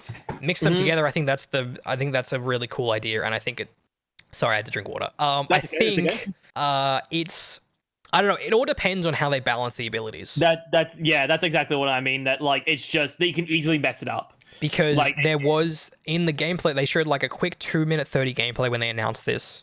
And one of the abilities that someone has is they can use like this poison wall. And they basically poison walled the bomb site. And basically what happens is it ticks down your health, but when you go out of the poison wall, your health slowly regains back. So it doesn't get rid of it forever. It just ticks it down when you're in this poison area. It's obviously like a area of denial ability. And looking at that, I was like, that seems pretty OP. But the thing is, in the gameplay, that person who was versing against someone who was using that poison wall beat them and clutched the round. So I don't know. I think there's also one of the abilities is like Hanzo, where he can like shoot out like a bow that an arrow that does it gives you intel, like it shows characters through walls, which is a little interesting for this type of game. I'm not sure how that's gonna. Hopefully, it's super expensive because it seems like wall hacks is kind of like a bit of a broken kind of mechanic for a CS style game. We'll see. Yeah, 100%. I don't know. They can easily balance it to make it super, super expensive. So you really need to make sure. And there's also a chance that when you shoot that arrow, no one's there. So exactly. Well, I'm watching the gameplay right now, and I saw that like Acid Wall, and I feel like a game like this, you might have to have counters to certain abilities. For sure. I feel like might be a good idea. Like I feel like that Intel Wall might be like that. Yeah, because that's what they intel used. They arrow. used the arrow to intel the poison wall, so they knew where the enemies were, and then someone Yeah, picked up a kill exactly. because of it. So I like that there is kind of that. There are counters you can already kind of see being in the game. Yeah. I'm just excited to have something like, I don't know, something new in the rotation. It's going to be free to play because it's Riot, so there's no It's gonna be real. cool. I'm not going to lose anything by playing this game. Yeah. Hopefully, yeah, I get into the beta whenever that comes around because I want to try it Yeah. out and give it a go. And because I mean, I played 220 hours of CS. Like, I like that game a lot. I like CS:GO, but I am looking for something like, as I play CS, I'm like, I like this, but I want something new, and I think Valorant is going to answer that. Yes. Be that super competitive, super lethal FPS, but also give something new to the game. Yeah. Well, So I just noticed something, and this is kind of a big important of it. With that acid wall, it will not kill you. It just takes you down it takes you down to one health, I think. Yeah, Yes, I just noticed that. I feel like that's kind of important to tell as well because for sure. Yeah, that is definitely like a big thing. But still, one health.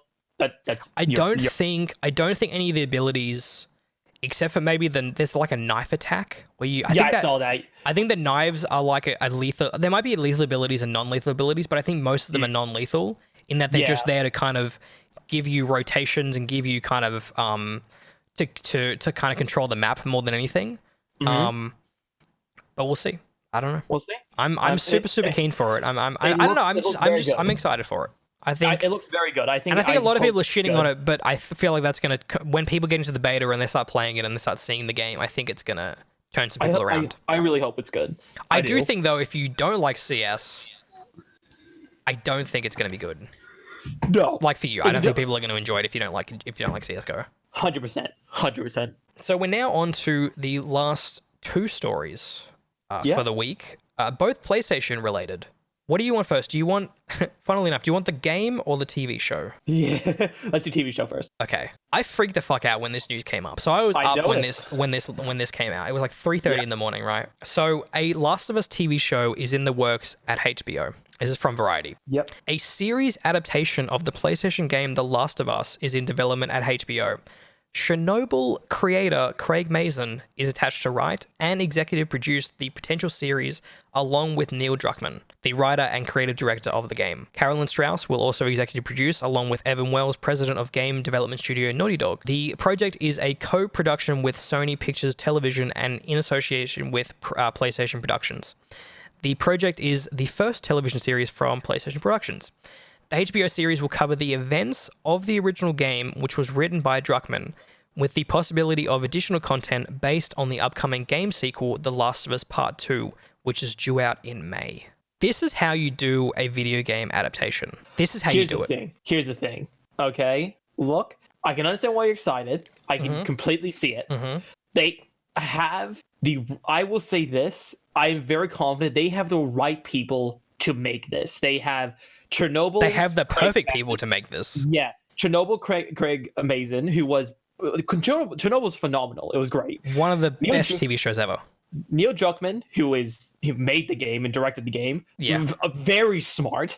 They have the president of Naughty Dog, who is producing it, executive producing it. That just means giving money, basically. Executive producing is just giving money. That's still smart. That's still, because Naughty Dog is very big for that. And having PlayStation productions and whatnot there is also very smart. The only thing about it is that it is really difficult to bring a game to a TV show. However, Witcher did do it. It had it was mainly the book, but there was some game stuff in there as well.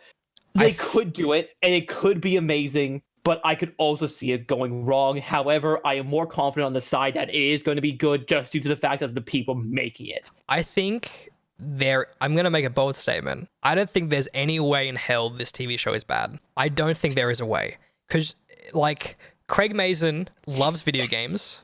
The Last of Us is his favorite game ever. Neil Druckmann. I did not know that. Neil Druckmann would not sign on to co-writing this if he didn't believe in it. Yeah, he and Craig are friends. They know what's up. Craig has he's on Twitter all the time talking about The Last of Us recently after this got announced. HBO, known for doing very good adaptations of stuff. I mean, Game of Thrones up until season 8, fantastic. The reason season 8 was bad, not because of HBO, because of the fucking douchebags who were writing that thing.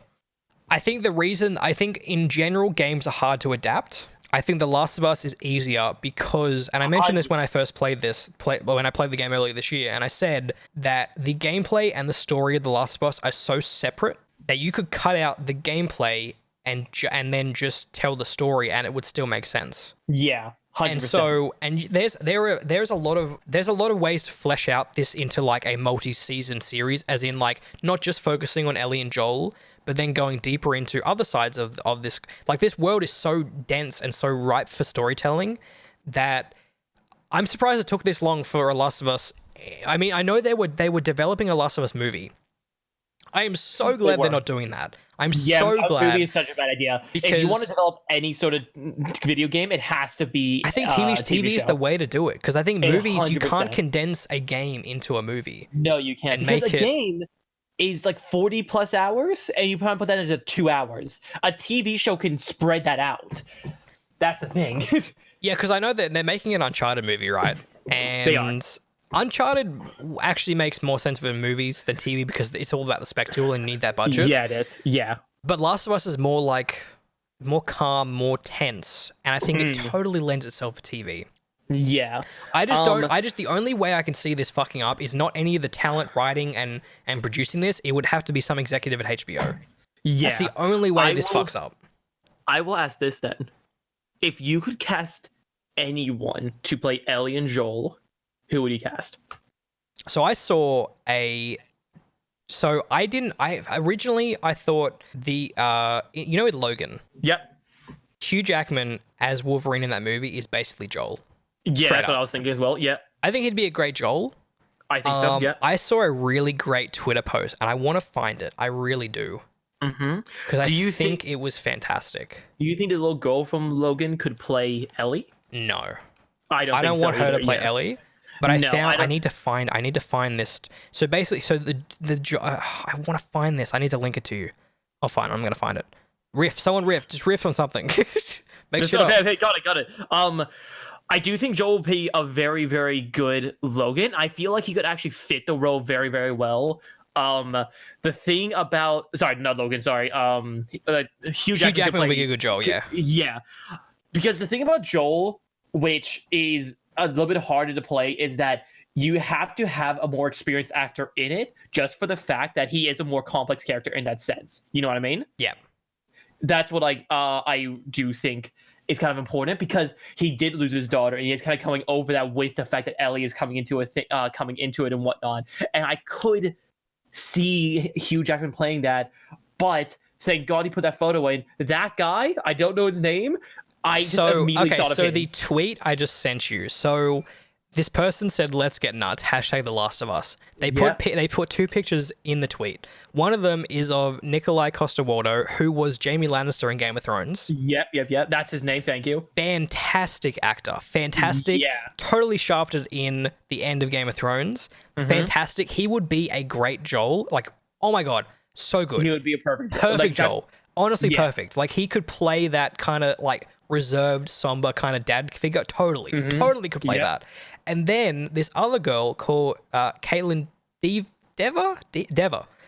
She was in Booksmart, which came out last year. Yeah. Booksmart, phenomenal movie. She's a really good actor. She was also in a really, really depressing TV show drama. What's her name? Caitlin Dever. Dever. Caitlin Dever. I think this is actually pitch perfect casting. I think it is, because not only do they look the part, they have the acting chops. They do. That's the thing. And when I saw this tweet, I was like, I can see it. I can totally see it. Totally. Mm-hmm. For me, I saw someone say that they should have Jared Butler, and no, Jared Butler's not a good actor. Like, he's an action movie star. He can't play that either. No. I can definitely see either Hugh Jackman or that guy. I always forget his name. Seriously, I'm never gonna remember. Nikolai. It's Nikolai. I've never forget his name. Yeah. Caitlin Dever, I could definitely see. She looks like Ellie, and she's been in TV.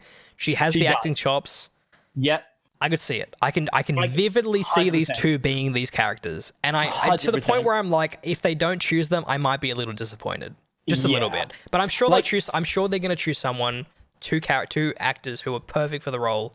And I'm sure this will burn me at some point, but I just don't see how they can fuck this up. They have the right people for the job, They do. and Like, I'm not HBO is very good at guiding creators to making the very best version of their thing. Like you think about, Yes. I mean, recently I've been watching a show called The Outsider, I've which seen it. is an adaptation of the Stephen King novel. Fucking phenomenal, so Great good. If you TV haven't show. seen The Outsider, it's so good, dude. I think the last episode is next week. It's a 10-episode season, and it's so fucking good. It is It's a really incredible. good TV And I show. think I've read the book. I think the show is doing a better job than the book is, which is rare. Interesting. Because the book is Interesting. kind of like low tier on the Stephen King like level of his work. Yeah. I think the TV show is absolutely phenomenal. Obviously Game of Thrones, adapting that is such a fucking struggle, and I think they did a really good job with it for the first 4 seasons. What else have they done? Westworld, another one. Westworld, fantastic. That was pretty good. I Westworld didn't really get too much also- into it. Westworld season 1's fantastic. Westworld season 2 gets a little bit in the weeds. Season 3 Yeah. starts like this month. I'm very excited for it. Like I think HBO is the perfect distributor to be on with this. Like I just think this is the universe. This is the right universe, right? This is the right timeline. This is the 100%. perfect construction of people working together. Yeah. Because 100%. Chernobyl is so depressing. It's so desolate. Yeah. It's such a vibe like Last of Us. Mm. It totally has that vibe. Like Yeah. I think this is very, very exciting news, and I'm just more excited. I think the best thing is that more people are going to be able to experience the story of The Last of Us. Yes. Like which my is mum very is nice, my because mum it is a going to great be story. able to experience the story of The Last of Us, and that's dope because she's not going to play that game, but she can watch the TV No, show. which is very good. Which Like- I'm very. What also this opens up other TV shows from video games. Yeah, You know what I mean they do say. I think I didn't I left it out of this bit, but they mentioned that Carolyn Strauss, who I think is at HBO, she said this is like the beginning of like PlayStation Productions and HBO working together. Dude, if So, like- they look, God of War, God of War, dude. Dude, if they bring out a God of War, I'm tearing up right now. God of War TV show. If they Do it. bring out a God of War TV show, I'll flip shit. I could work. HBO has the It could funds. work.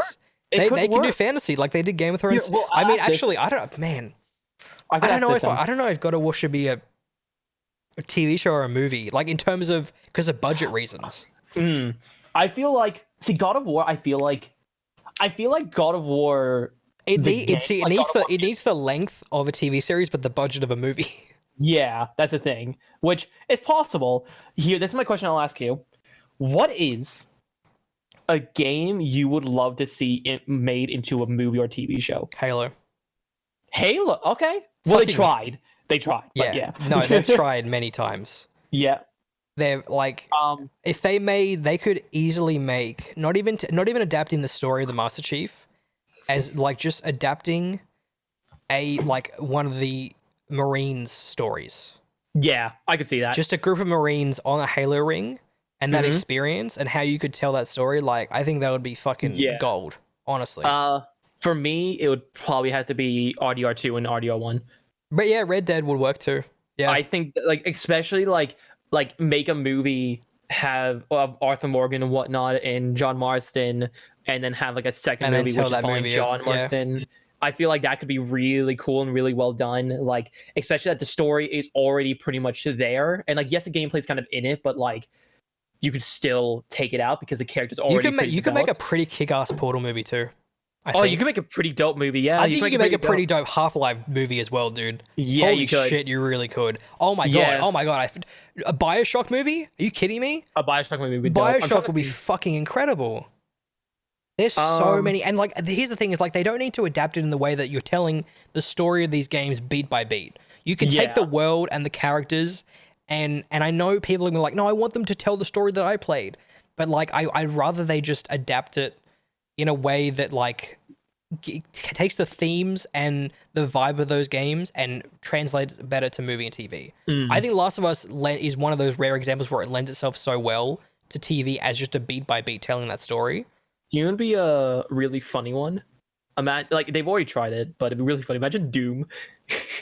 Just the movie is just Sky running around, like, it's just like an R-rated movie and just running around, him just running around gory, like, Yeah, like, I mean, things. you could make a Doom movie. I don't think it would be like it wouldn't be very good. I think it would be like in terms of story, but like no, story wouldn't be good, but it would just be a Action would really be cool. fucking fun movie. Yeah. Like, I feel that's like what the movie could be. But for me, it would probably have to be RDR2, but I could see Half-Life as well being that thing. Do you think Left 4 Dead? I don't think Left 4 Dead. there's not much of a story to Left 4 Dead though, really. No, there isn't. There It's a bit isn't. There's thin. not much. I think Yeah, we've talked about it before. I think Destiny would be a good TV show. Yeah, I think Destiny could be a really good TV show. Like, I the think story behind it. I think you could really make a good Destiny TV show. Like the Golden Age and whatnot. For me, if you like, I really do think the Iron Lords could be an amazing TV show. Like the Rise and Fall of Iron Lords. I feel like that'd be really dope to look at. You could expand the Destiny universe into something like Star Wars. We have You TV could. shows, movies, and comics and books and shit like that. Like you could easily do that. Do you know what would be a interesting one to expand into a sort of TV show and whatnot, into a TV show and movie? Dead Space would be good too. Oh, Dead Space would be really Dead good. Space would be a fucking incredible horror movie. Are That you would kidding be me? really That'd good, be a dude. really good one. There's so I many. could- Like, dude, Skyrim. ugh, I don't really Can you like see Skyrim that Skyrim? much. The story's pretty good. Yeah, The story's pretty good. I think GTA 5. GTA 5. GTA 5. Dude, imagine a Grand Theft Auto made by Martin Scorsese. Oh, that'd be pretty dope. I mean, GTA basically is already taking what he does, but like, Yeah. he would make a fucking incredible GTA movie. This is only really for me, but people who are into the lore could see it and actually like see the game to be good. I could really see a Call of Duty Zombies TV show or movie Yeah, be a thing. they're Because making a if Call you- of Duty movie. What? Really? They announced like a studio that's going to make a Call of Duty Oh my movie. So I God. haven't heard anything about it. Honestly, I just make Michael Bay fucking do a Call of Duty movie. There you go. Do you know? For Throw me, it to the crowd. also Anyway, last ones for me: Rainbow Six Siege or Overwatch. Overwatch I can see. I think Rainbow Six Siege could be a pretty interesting movie. Yeah. Oh no, not movie. TV show. I feel like you would have to like split the TV show up to have an episode per character. And I feel like that's how it could work. An Overwatch movie would be cool. I feel like an Overwatch movie could be really cool. Overwatch could. I want an Overwatch animated TV show, which I think is Yeah. happening, isn't it? Didn't Netflix already say that they're bringing out an Overwatch and No, Diablo? that was League of Legends. Wasn't that League of Legends? No, I think they're doing Overwatch and Diablo. Let me get something for you then. There was a fan-made trailer that I absolutely love.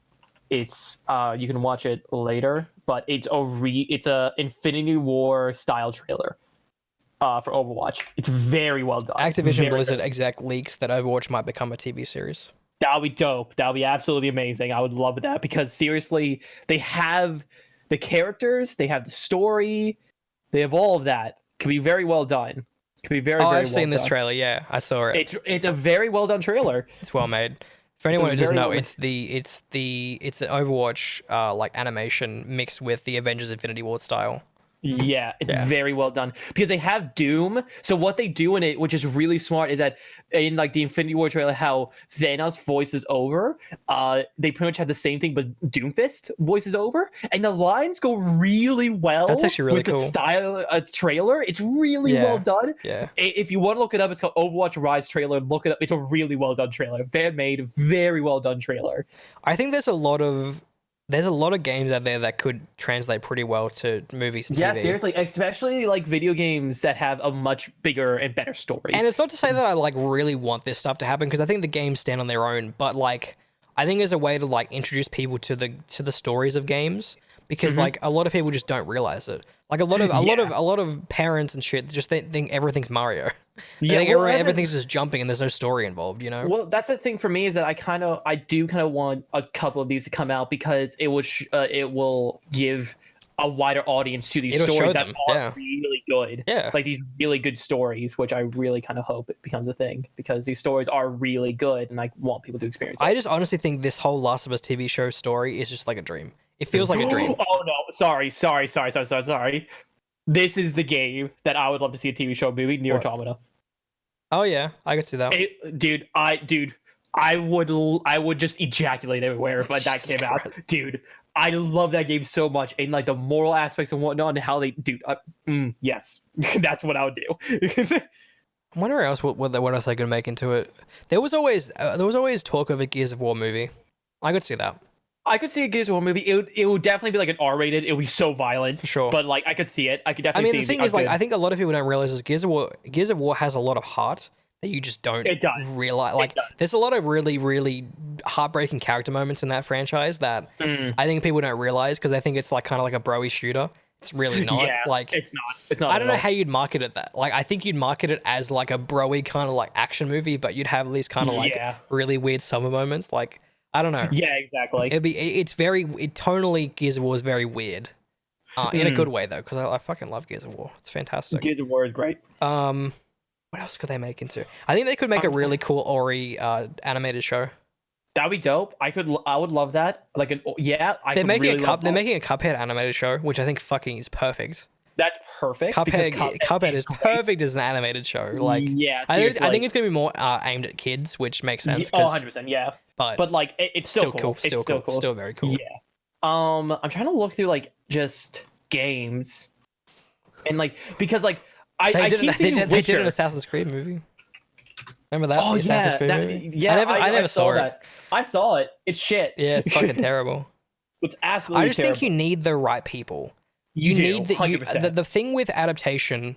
I mean, of any adaptation, like you need people that love the source material but aren't afraid to take it in a different direction. Yeah, Because 100%. adaptation isn't copying. Adaptation is adapting it to a new medium. So like, Yeah. I think that's what a lot of video game movies fuck up is that they're trying to like beat for beat or they're trying to change it too much and make it something that it exactly. isn't. You know? Yeah, exactly. It's a fine line. It's hard to do. Same with movies. Same with books into movies as well. I'm just looking at through games right now, and I'm seeing if I can find any. Nothing really like that's like popping out to be like, yes, this needs to become one. Like, I'm seeing some decent ones. I saw like Horizon, that could be pretty good. I don't know. I really don't. I was gonna say Out of Wilds, but that's pretty much Interstellar. So that's pretty much Interstellar. Jay? Yeah, hold on. Sorry. What happened? I What happened? was zoning out. Oh, I was gonna say Outer Wilds, but that's pretty much Interstellar. Outer Wilds would be interesting. It would be an interesting movie. Like I've I always thought of, I like wonder how you tell that I- because I all of it's always in thought, like, text. I always thought it'd be interesting. Like imagine like a story where you're stuck. You know how like you had the stories where like it's like those kids movies where like it's kind of like Death Wish. Have you seen that movie, Death Wish, where like she's like it's on her birthday, but she's stuck in like a loop. No. Did she die? Happy Death Day. Happy Death Day. That's what. Sorry, I thought it was called Death Wish. I have seen Happy Death Day. Yeah. Happy Death Day. I would like to see a movie like that where it's like someone stuck in a loop, but it's a lot more like morbid. You know what I mean? Like it's Groundhog a lot- Day. I'm saying even more morbid than that. Oh, I know. Like- I know. Groundhog Day is not morbid. I think Happy Death Day is pretty morbid. Yeah, but I mean like it's like really what's the word? Like it's a very psychological, like makes you think a lot. You know what I mean? I feel like Out of Wilds could actually fit that to a T. Where like the universe. Outer Wilds would make a fucking great. Yeah, like imagine like a movie or a TV show where like this person pretty much at the end dies over and over again from the universe exploding, and it takes a toll on him after a while. Yeah. And then that'd be cool. I think that'd be really, really well done. I think that could be I think again, right people, that could be very well done. I think that could be really good. So, final news Here we go. story Here we go. is Ghosts of Tsushima releases a new trailer with a release date. This is from the PlayStation blog. Ghosts of thing. Tsushima is coming to PS4 on June 26th. It is so Big. exciting to finally be able to announce that release date. This is obviously them talking, not me. Yep. And even better that it's just a few months away. We can't wait to share the world we've created. Today, where we revealed a brand new trailer that showcases our hero, Jin Sakai. In the past, we've shown the world around Jin, but this time we wanted to give you a taste of the people he meets along his journey and the scale of the threat that forces him to transform into a new kind of warrior. What did you think of this trailer? Good. I liked it. I very much liked it. I thought it was really, really cool. I think it's gorgeous. Oh, It's the game looks beautiful. fantastic looking game. As I said to you before, there was 5 times where I'm like, that could be a wallpaper. Yeah. Like, there was so many times where it just looked amazing. It's at that point in the generation where like every developer just knows how to hone every bit of power from these consoles, and they can just make stuff that looks fucking incredible. Like you compare it to stuff that came out like PS4 in 2013 compared to now is like it's maddening. It's crazy, and you see it all the time. Like with the beginning of 360 to when we got to GTA 5 and Last of Us. It's crazy what we can get to, and I can't wait to see where these developers take all this power like later on with PS5 and Xbox Series X. Like absolutely, if this is what they're doing on a PS4, like. Dude, I'm really excited for the story mainly. Like I think the story seems cool.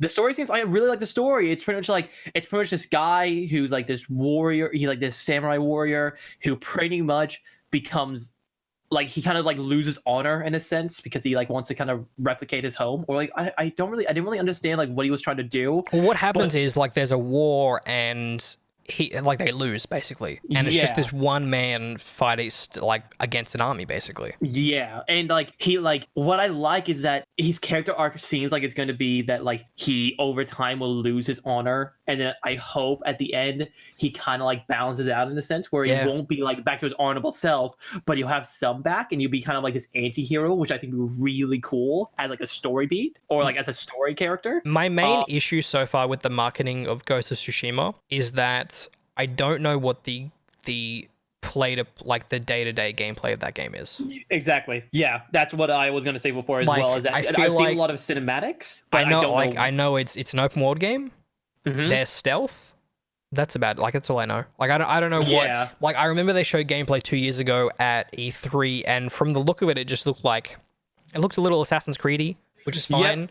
I don't know. We'll see. I think I'm totally cool with like an Assassin's Creed style game in like a beautiful, feudal Japan kind of era with like incredible graphics and riding around a world on my horse. Like I'm cool with that. Yeah. So I think it looks great. I think I'm totally going to play it. Yeah. It's coming out a month after Last of Us Part 2. Going to be playing a lot of PS4 stuff. Seriously. for the foreseeable future, because April is Final Fantasy 7. Then we've got Last of Us Part 2 in May, and then Ghost of Tsushima in June. It's a good 3 months. It's going to be cool. It's a good 3 months of PlayStation. I'm very excited. Yeah, I think it's going to be one of those surprise hits of the year. I think people are going to underestimate it, and then it's going to come out and be it's going to hit like that 9.95 area, I think. Yep, 100%. Will it be a game of the year contender? I have no idea. I think it might be one of those games where it was like Horizon and Spider-Man, where they came out on years where there were so many fucking incredible games that had just missed the mark compared to those. True. Like I think Ghost of Tsushima, because I mean, when you go to the end of this year and Ghost of Tsushima is an open world game, are you going to look at Ghosts or are you going to look at Cyberpunk? Like, yeah, that's true. It's going to be very interesting. But this year just keeps on giving, dude. There's so many games. Yeah, like seriously, a lot of shit happening. I got games lined up until June now. There's nothing in July though. There's nothing announced for July. Yeah. So guess it'll be live service month. A bunch of live service games. Yeah. True. But yeah, I think it looks very cool, and I think this is the trailer that sold me on the game most. Yes, I can definitely see that. For sure. Yeah. I think hype level at the moment's like a solid 5 out of 10. I would say mine's like a 5-6 out of 10. Yeah. It's still middling. I hope they show more gameplay before then, obviously, because I want to see an update, because obviously that gameplay was 2 years ago, so I'm sure the game's changed pretty significantly since then. If they show some gameplay, I'll be pretty excited. Yeah. I'm very cautiously optimistic for it. Lots of optimism. Yes, very much so. So last week we said that the topic for this week will be our 10 out of 10 games. Yeah. So I think we'll run through these fairly quickly because we're going over 2 hours. But so the way I did my list, right, is I've got like one very obvious one and then a few that aren't so obvious. Yes. For the most part. I've done the same. I have 3 games. One super obvious. I feel like we probably have the same game. And then I have 2 not so obvious game. I have 2 games that, like, for me during me growing up, is a 10 out of 10. That's why I've had these games. Fair enough. That's why I have these games. I've got a couple of classic games, but mostly like in the last 5 to 10 years, mostly. Yeah. Okay. Okay. So my obvious one is actually not. It's not like I've got. There's other obvious ones. Obviously, Last of Us, obvious. God of War, Yeah. obvious. Yeah. Not on my list because Okay. they're obvious. I mean, they're on my list, but I'm not putting them forward. They're obvious. Like Yeah. obviously, we've talked about Last of Us and God of War so much. Yeah. Fantastic games, easy 10 out of 10s. So my 10 out of 10 is the Halo trilogy, as in Halo 1, Halo 2, Halo 3. Okay. Yep. I see that. These Yep. games changed everything for FPSs on That's console. true. They're fucking incredible in terms of the technology they were pushing, in terms of like Halo 1 with the scope of that game, Halo 2 with the online and the multiplayer, Halo 3 bringing it all together on the 360. Like this trilogy is one of the best FPS trilogies of all time, easily. Yep. It's fantastic. It rivals Half-Life and Doom and Wolfenstein as a classic FPS. Yeah. Yeah, I just think it's a phenomenal franchise.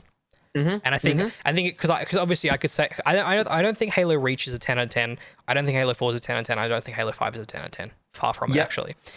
Halo 1, 2, and 3 are for sure 10 out of 10 games. They're masterpieces in terms of where they came out in time and how they've influenced the industry, and also just in terms of just quality overall. 10 out of 10s. Okay. What about you? What's your obvious one? So my obvious one for me was Nier Automata.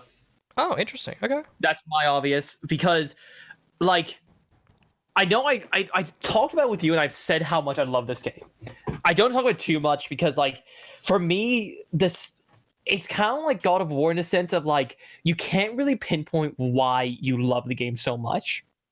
But on like seriously, the mixture of the story and the gameplay and the RPG elements and whatnot, it all flows together beautifully, very well done. It definitely didn't like revolutionize anything, but it just was such a good game.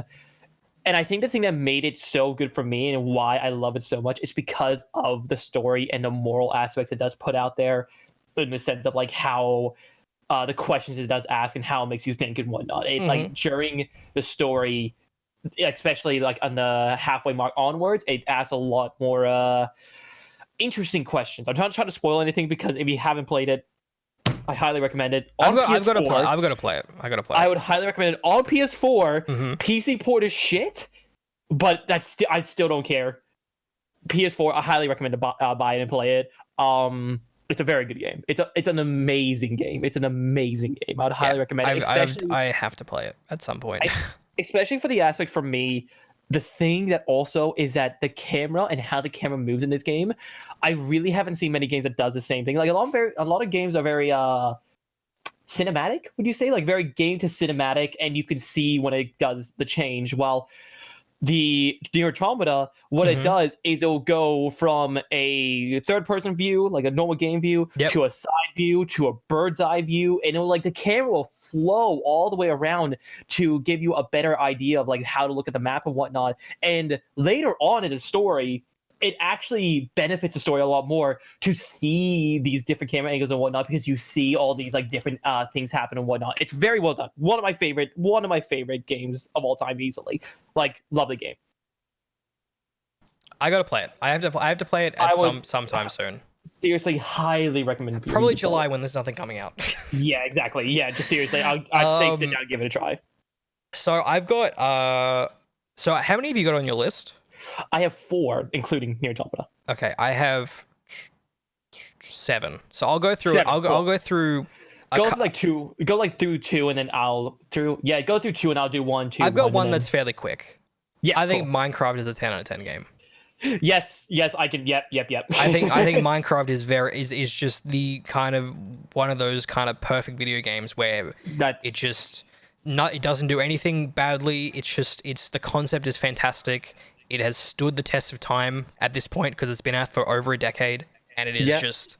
That's mine as well. I think Minecraft is just a fantastic game. It's easy. It's a 10 out of 10 experience. 100%. And I think 100%. A lot of people would agree with that.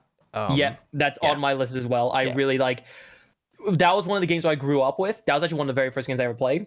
And it was great. I really did enjoy it. It's just a good game. Like there's like the thing about Minecraft, which is really different. Like God of War, upscaled. So did The Last of Us. It upped the story mark. Minecraft, it's just a fucking great game. Like, it just ups the creativity and just Seriously. in terms of gameplay, like there hadn't been anything that had come out at that point that Yeah, resonated so well with so many people, adults, kids. Like 100%. Minecraft defined my teens basically. Yeah, same here. Defined 100%. it, entirely defined it. Like all through school, like Minecraft was the talk of the town.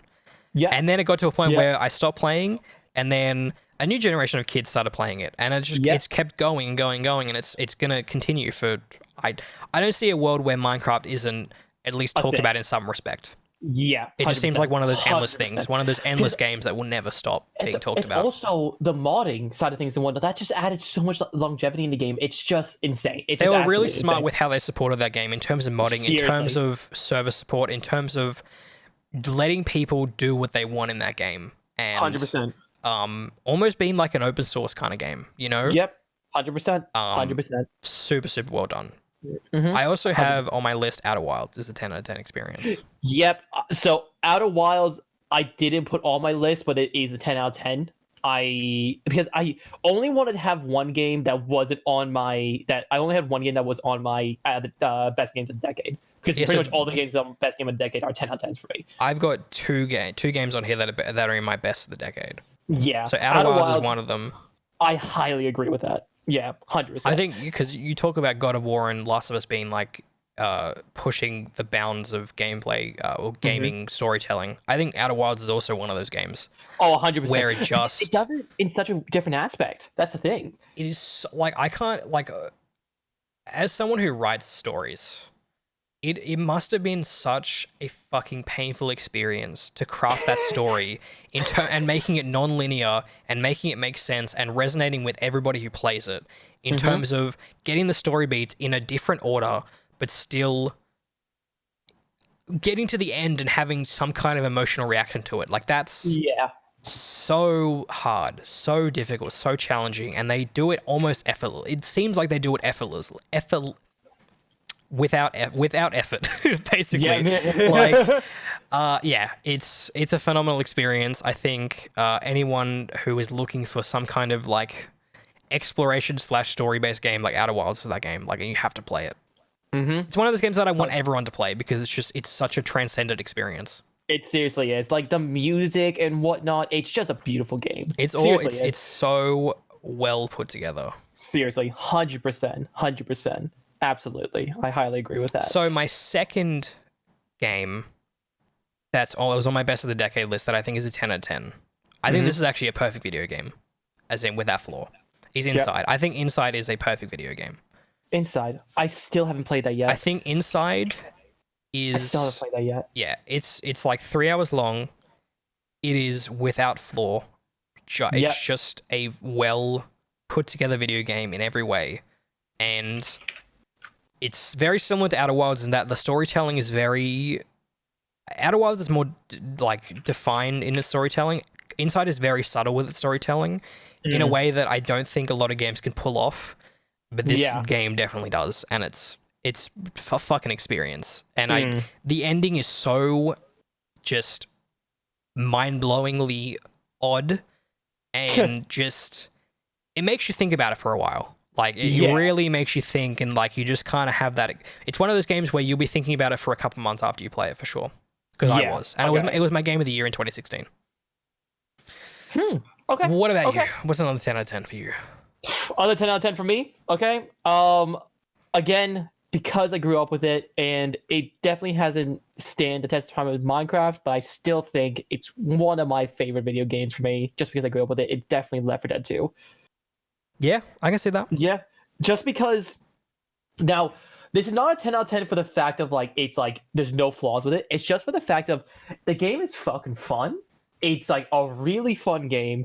The modding support is great on it, and it's just for me, it really like it's again one of the first games I play, and it's just so much. It's an amazing gameplay experience. It's a masterpiece in gameplay. Yeah, seriously, and like it's just if you played it back when everybody would play it, it was a different experience on its own. Like right now, there's not so many people playing anymore. It's kind of died out. But back in the day, when you had it where everybody was playing this game, it's something else. It's something else. Like, it was amazing. For sure. Yeah, I think Left 4 Dead 2 it's not a 10 out of 10 for me, but it's up there for sure. Yeah, easily. Yeah. This one might take some people by surprise. I think Rocket League is a 10 out of 10 experience. Okay, explain. Rocket League is similarly to Minecraft, where it's an idea that just is executed so well in almost every way that it's just this pure, fantastic, masterful gameplay experience. You know, it's just everything about Rocket League is so good. You can play it as a casual, you can play it as a pro, you can play it as an intermediate. Like, there is so much to that game and so much strategy, but it's one of those games you can pick up and play and still have fun with it. Yep. You're a car and you're hitting a ball into a goal, and it's just it's like Minecraft. You're a man in a world, build shit. You're a car, hit the ball into the goal. Like, it's just that one sentence pitch, and immediately you're like, yeah, that fucking works. That's great. Like, it's amazing that it took this long for someone to make to make Rocket League.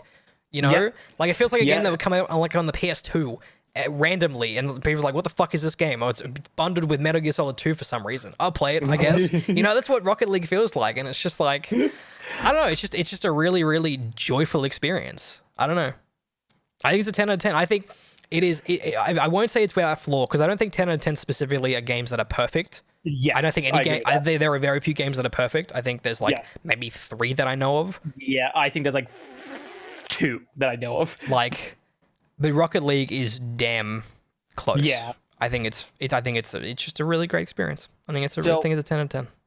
Okay, so my last one, and this one is similar to Minecraft. I'm going to say similar to Rocket League as well. This one, a 10 out of 10 for me, is Gmod. I definitely think that is probably, that's a 10 out of 10 for me. Like, the more I think about it, the more it's true. Yeah. Just because, similar situation, but I feel like there's more open to it. It's the fact of, you literally sit there and it's like, you go into a world, do whatever the fuck you want. Basically, yeah. Do you want to play Terrace Town? Do you want to play fucking Murder? Do you want to play the Hidden? Like, there's so much variety. Prop Hunt, like, yep. There's like horror maps on it as well that are actually like, there's some that are actually pretty good. There's like story based maps. There's you can't I can say unlimited add-ons like and mods for Workshop you can add in easily. Like, you will never, if you want to challenge yourself and try to find like every single add-on, you will never play another video game again. You won't do it, and your PC will probably die. Like, it's impossible. It's pretty much impossible. There's so many different add-ons you can get in that game.